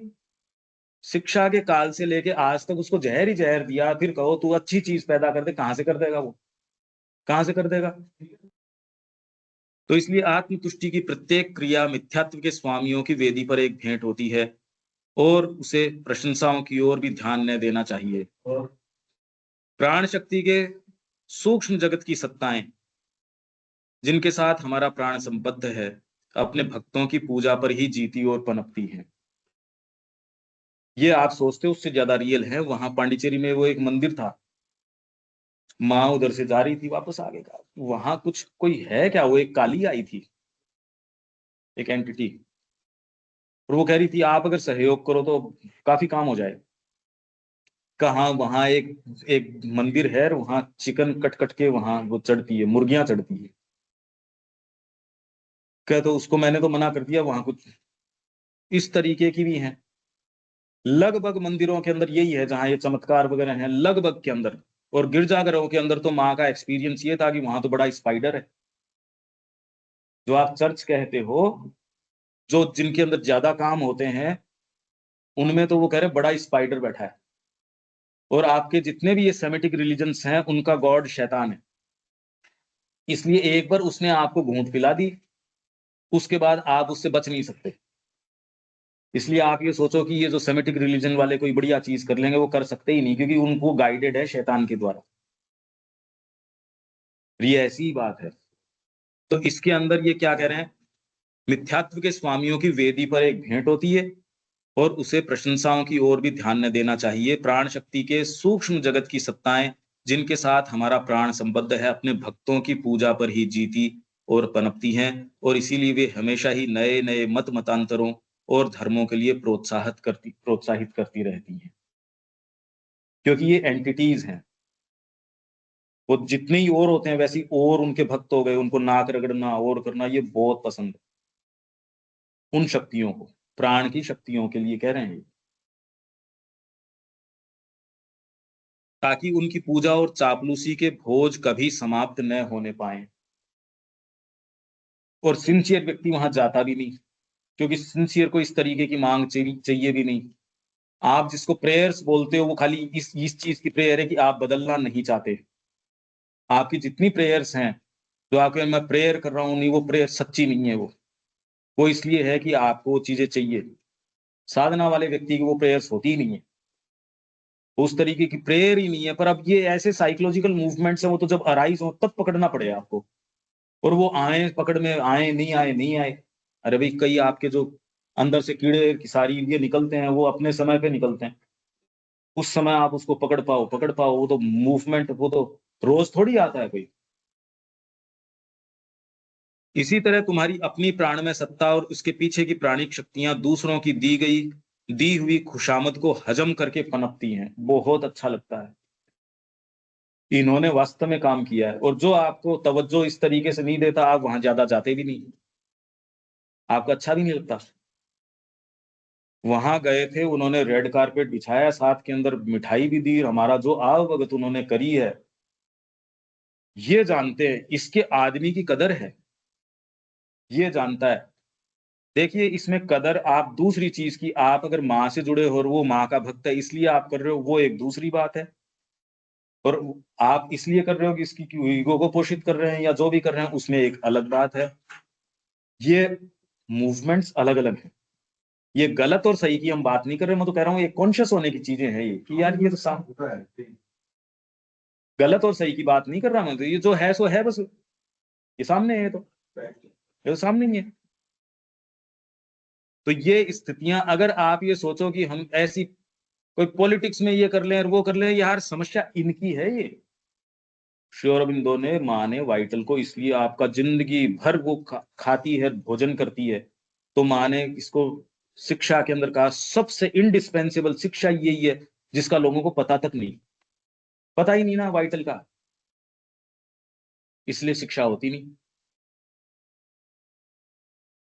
इसी तरह तुम्हारी अपनी प्राण में सत्ता और ये है, अर्थात अपने अज्ञान को हृष्ट पुष्ट करती है। परंतु तुम्हें याद रखना होगा कि तुम्हारी तरह ही अज्ञान के उसी स्तर पर रहने वालों की प्रशंसा का वास्तव में कोई मूल्य नहीं है। कैसे मूल्य होगा? और आपको जो सच्चाई कहेगा वो आदमी पसंद नहीं आएगा, क्योंकि वो तो आपको कहेगा यार क्यों जबरदस्ती जीवन का तूने सत्यानाश कर रखा है। आपको ये बात कैसे पसंद आएगी, ये बताओ मेरे को। वो तो आपको तो वेरीफाई कर नहीं रहा। आपने अपने जो भी आपको साधक बना रखा था, पता नहीं क्या क्या बना रखा था, और उसको ये कहे भैया चुपचाप समय पे आ जाना है, और अपने एक काम कर, देख तेरी तैयारी करने की जरूरत है। ये सुनते ही उसको अच्छा नहीं लगता है, ये मेरी तैयारी और मैं तो परफेक्ट हूँ। जब आपका आकलन किया जाता है और उस आकलन के अंदर आपको भी ठीक है, ये भी बढ़िया है, ये भी बढ़िया है, ये भी बढ़िया, पसंद नहीं आता, बिल्कुल पसंद नहीं आता। तो इसके पीछे ये खुशामद को हजम करके पनपती है, अर्थात अपने अज्ञान को। परंतु तुम्हें याद रखना, तुम्हारी तरह ही अज्ञान के उसी स्तर पर रहने वालों की प्रशंसा का वास्तव में कोई मूल्य नहीं है। पर हम सारे समय 24 घंटे खाली यही ढूंढते हैं। देख लो आप, एक एक एक्ट में यही देखते हैं। कितना अच्छा लगता है कोई आपको खाने में 2 बार पूछ ले लो तो ये, तो एक रोटी और ले लो, इसमें क्या बात है। और वही दूसरा कहे खाना पड़ा है उधर ले लेना आपने। अरे कहे यार ये कोई तरीका हुआ, मतलब पूछ के दे देते। आदमी प्रेम का ही तो भूखा होता है, यार इसका प्रेम से क्या लेना देना है। इन इन बातों के लिए तो जो हो जाता है सो हो जाता है। देखो आप और दूर लंबी चौड़ी बात पे क्यों जाओ, ये तो रोज रात दिन का नहीं है क्या काम। तो दूसरों को आप कहते भाई साहब आपको क्या पता हम क्या सहन करते हैं, हम ही करते हैं वो रोज। एक छोटा सा दायरा है, उसी के अंदर घूमते रहना। मौका मिले तो कहते हम साधना कर रहे हैं, ये कर रहे हैं। अरे यार तुम, बातें बहुत अलग है। वे उनके द्वारा की गई आलोचनाओं जितनी ही व्यर्थ हैं। इसलिए अगर सत्य का शब्द आपके सामने है, वो सबसे कीमती है, पर उसकी रेस्पेक्ट मैंने पाया कर नहीं पाते। अच्छा ही नहीं लगता वो, क्यों, तो आपको जो है उसको खरी खरी बता देगा, अच्छा कैसे लगेगा वो। चाहे वे किसी भी लुभावने स्रोत से क्यों ना आती हों, वे बेकार और खोखली होती हैं। और माँ ने उसका उदाहरण, हाँ ये आ गया ना, ये उदाहरण अभी। फिर भी दुर्भाग्यवश प्राण एकदम सड़े गले भोजन के लिए भी लालायित रहता है, और इतना लोभी होता है कि वह घोर अक्षम व्यक्तित्वों से भी प्रशंसा स्वीकार कर लेता है। यह मैंने पेरिस की में कला प्रदर्शनी के वार्षिक उद्घाटन की याद दिलाता है, जब गणराज्य के राष्ट्रपति चित्रों को देखते हैं और बड़ी ही वाक पटुता से यह प्रकट करते हुए उन चित्रों में से एक तो प्राकृतिक दृश्य है और दूसरा छाया चित्र है। मतलब वो क्या कह रहे हैं, बड़ा अच्छा पोर्ट्रेट है, बड़ा अच्छा लैंडस्केप है, तो सारों को ये 2 शब्द कहे। और सारे जितने भी कलाकार, कितने महानतम कलाकार जो थे पेरिस के उस समय के, वो अखबार में कोट करे, रद्दी से रद्दी अखबार भी अगर उनकी फोटो अगर आ गई, जिसको वो खुद कभी नहीं करते, उसको कोट करते हुए जी इसमें ही आया है। ये उन कलाकारों की बात है, और हम भी वही करते हैं। हम में से एक नहीं चूकता इसमें से, देख लो आप। तो प्राण की हम क्या कैसे इसको अब इसको लात मारो, मतलब क्या करें अब इसका। उनका प्राण का एकमात्र तरीका है उसको लात मारो। तो लात कैसे मारे हम इस बात को। लात कोई आदमी हो तो मान लो लात मार दी जाए, अब इस चीज के लात कैसे मारे, माने का ना लात मारो उसके।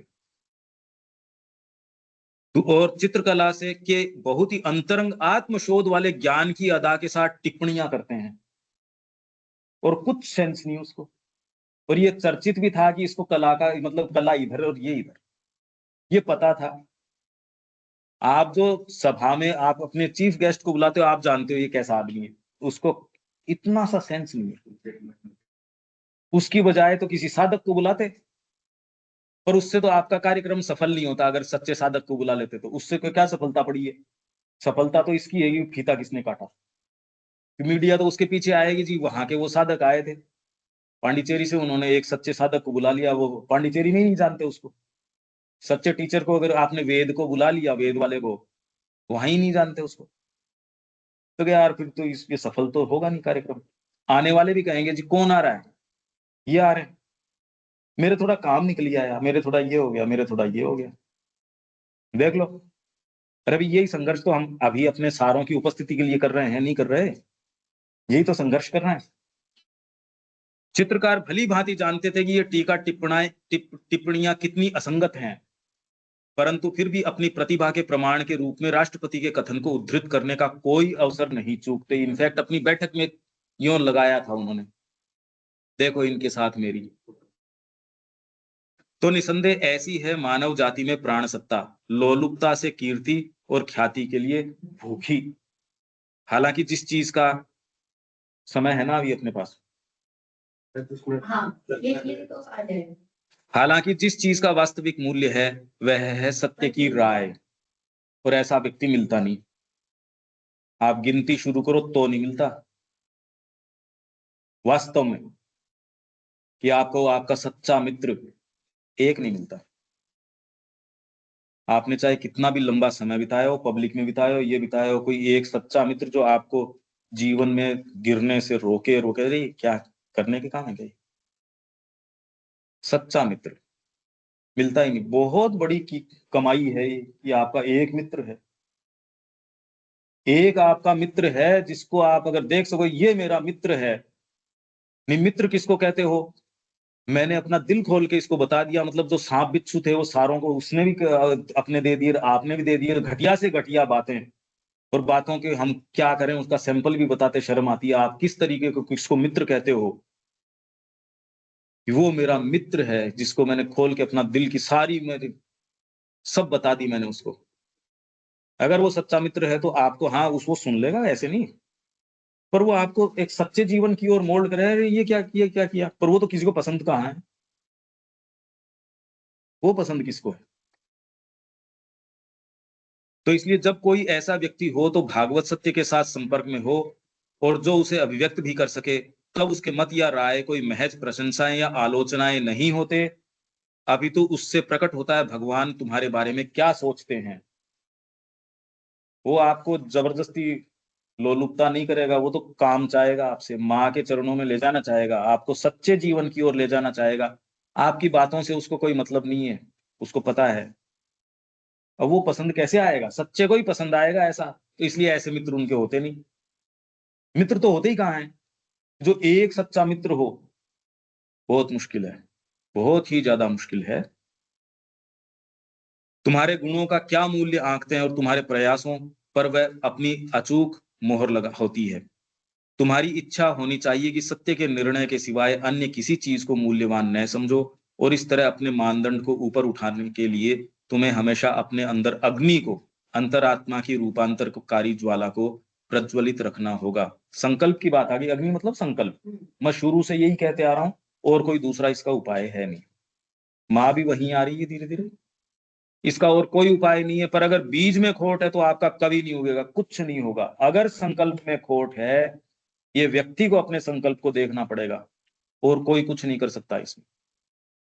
यह ध्यान देने योग्य बात है कि कैसे जब ये अग्नि धधक उठती है तो तुम्हारे अंदर उस सस्ती प्रशंसा के लिए घृणा सी पैदा हो जाती है।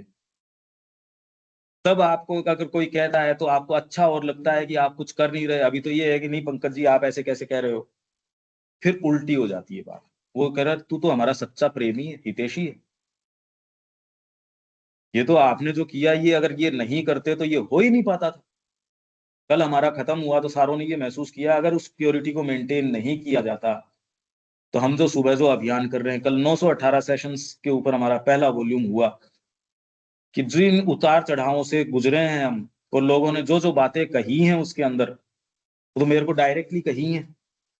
वो पॉइंट्स तो मेरे पास हैं। वो ऐसी अगर किसी को कह दे वो दूसरे दिन वो सेशन नहीं ले, फिर भी अपन ने उसी शिद्दत से लिए हैं सारे के सारे। नहीं आ रहे लोग, डायरेक्टली आपको कुछ कह रहे हैं, पता नहीं क्या क्या।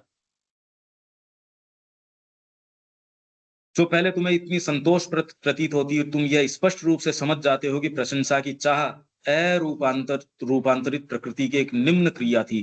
तुम्हारे अंदर तुम्हारी वर्तमान अपर्याप्तता का स्पष्ट बोध भरकर अग्नि तुम्हें यह दिखाती है कि तुम्हारे समक्ष संभावित सुधार का कितना विशाल क्षेत्र पड़ा है।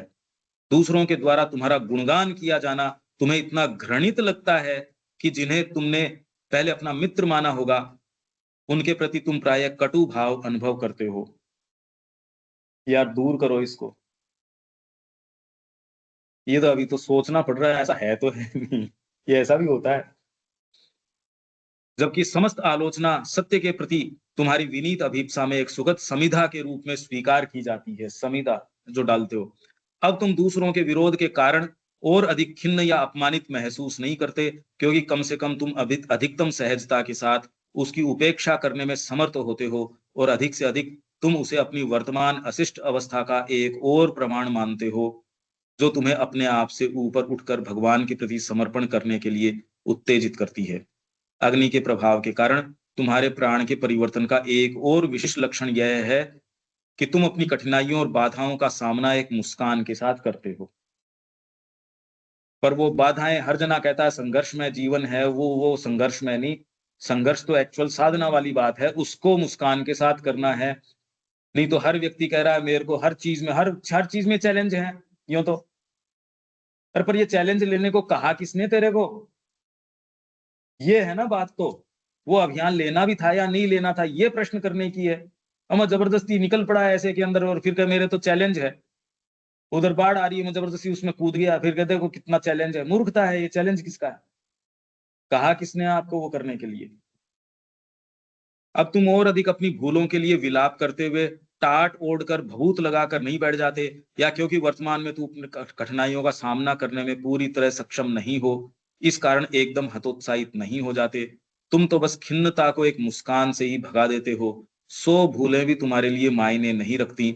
एक मुस्कान के साथ तुम पहचान लेते हो कि तुमने भूल की है, और मुस्कान के साथ ही यह दृढ़ निश्चय कर लेते हो कि भविष्य में यह मूर्खता फिर से न दोहराई जाएगी।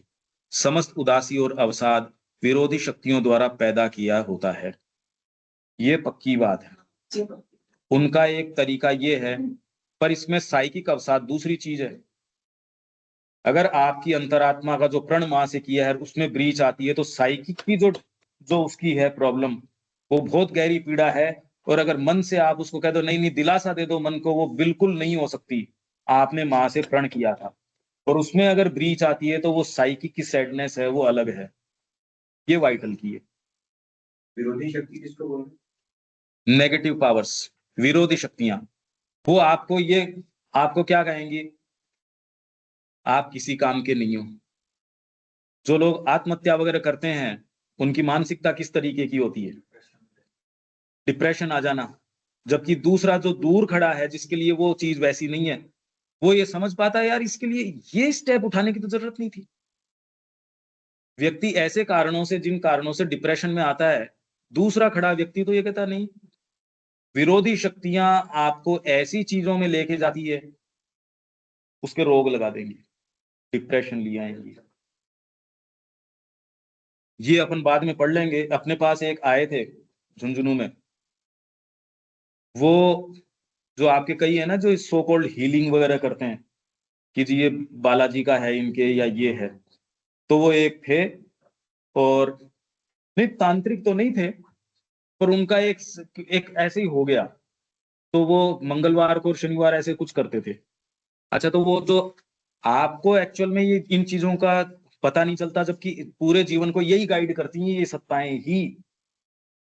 तो उसको फिर बाद में नींद के अंदर एक बार ये हुआ, उन्होंने ये कहा कि तेरे यहाँ कैंसर हो गया और उससे तू मरेगा। सुबह उठा तो वहां वो रसोली सी उसके उठी, दर्पण में देखा उसने। तो वो भाग के फिर बाद में आश्रम में अपने पास अंकल जी के पास आया। तो उन्होंने कहा ऐसा है कि उनको ये कह देना कि मैं इसको नहीं स्वीकार करता। फिजिकल चीज तो नहीं है ना ये, फिजिकल तो हो गई, फिजिकल होती ही नहीं। आपके ये तो बात बहुत एस्टेब्लिश्ड है कि आपके एक नर्वस एनवलप है चारों तरफ, नाड़ी कवच है, उसको भेद के ही आपके पास रोग आ सकता है, नहीं आपके शरीर में रोग नहीं आ सकता। तो वो भेदती क्यों है कोई चीज? तो जो लोग हीलिंग करते हैं, जो इसके बारे में सेंसिटिव है, वो जानते हैं फिजिकल स्ट्रक्चर नहीं है ये। नहीं तो इन प्रश्नों का जो जगत में, अगर आप या तो वैरायटी देखते ही नहीं, आप वैरायटी देखते ही नहीं। अगर वैरायटी देखते तो आप उन प्रश्नों का उत्तर दे नहीं सकते, यदि सूक्ष्म जगतों को आप प्रवेश न करवाओ तो। नहीं तो आपको पता ही नहीं। तो उनको कहा कि आप इसको सजेशन को ये कह दो उनको कि मैं नहीं मानता। आपको बार बार कितना भी ये कहें तो भी आप ये कह देना मैं तो आपके सजेशन मानता ही नहीं। उन्होंने कहा अब तेरा काम हो गया, आप तेरी गर्दन तोड़ के फेंक देंगे। तो उन्होंने उस चीज को, अमरता क्या नहीं करता या उसके आ गई कोई चीज फेथ, तो उन्होंने कहा ठीक है। धीरे धीरे धीरे बैठ गई। आपके लिए तो फिजिकल फैक्ट है वो, आपके लिए तो फिजिकल फैक्ट है, हाँ यार हो गया इसके। जबकि ऐसी कोई चीज है नहीं। बहुत बड़ा अनाचार है धरती के ऊपर इनका। इसलिए श्री अरविंद ने कहा सुप्रामेंटल को लाने का और जो मृत्यु के बाद का जो पैसेज है, जिसके लिए हमारे ये गरुड़ पुराण है, ये श्राद्ध है, ये है, क्योंकि बीच का पैसेज है, उसके लिए हमारे विशेष स्थान जैसे आपके काशी है और है, उनकी महिमा है, और वो बिल्कुल रियल है, वो बेवकूफ नहीं थे। और चलो वो तो बेवकूफ थे, पर ये कुंभ के अंदर इनसे, ये जितने भी आपके सो कॉल्ड पढ़े लिखे लोग हैं, ये मूर्ख क्यों बन रहे हैं फिर? इनके सारों के पीछे ओकल्ट प्रेजेंसेस हैं, चीजें हैं, कारण हैं। ये अपन और फिर पकड़ते हैं इसको, पर ये वाइटल का काम बड़ा भयंकर है। इसको तो अपन ने शॉर्ट में, क्योंकि इसकी तो क्या ज्यादा बात करें, क्योंकि इस गुत्थी को तो तब हाथ में लें जब इसको अपने को करना हो, इसलिए इसको टैकल करने से फायदा भी नहीं है। इसका तो तरीका वही है, अगर अग्नि जलेगी तो समीदा उसमें डाल सकते हो। मेन बात संकल्प की है। अपने कैसे भी संकल्प को और सुदृढ़ करें, जीवन में ये समझ जाएं कि वास्तव में तो जो माँ को दे दिया वो तो है ठीक, तो अपने तो उसके ऊपर दिमाग लगाओ ना, कैसे माँ को दें। बस नहीं दे पाए उसके लिए भी पीछे परेशान होने की जरूरत नहीं है, वो दे बस। पीछे नहीं हुआ उसके ऊपर क्या दिमाग लगाना पड़ा है? तो नहीं तो है ही, देने पे दिमाग लगाओ बस, उसमें कैसे करें अपन तो। और रोज कमिटमेंट करें, रोज करें, रोज करें। दूसरा, सिंसियरिटी के बहाने से क्या कहता है, संकल्प तो रोज करता करता है नहीं, अरे जिंदा तो है, कम से कम कर भी लेगा किसी दिन। संकल्प तो करो रोज। नहीं तो सिंसियर व्यक्ति क्या कहता है, संकल्प ही उतना करो जितना तुम कर सकते हो। तो इसने तो अपने पहले ही मार दिए, उसने तो स्पिरिट को ही मार दिया उसने। तो यहां रोक दें, कल पकड़ते हैं फिर सुबह इसको। ओम ओम से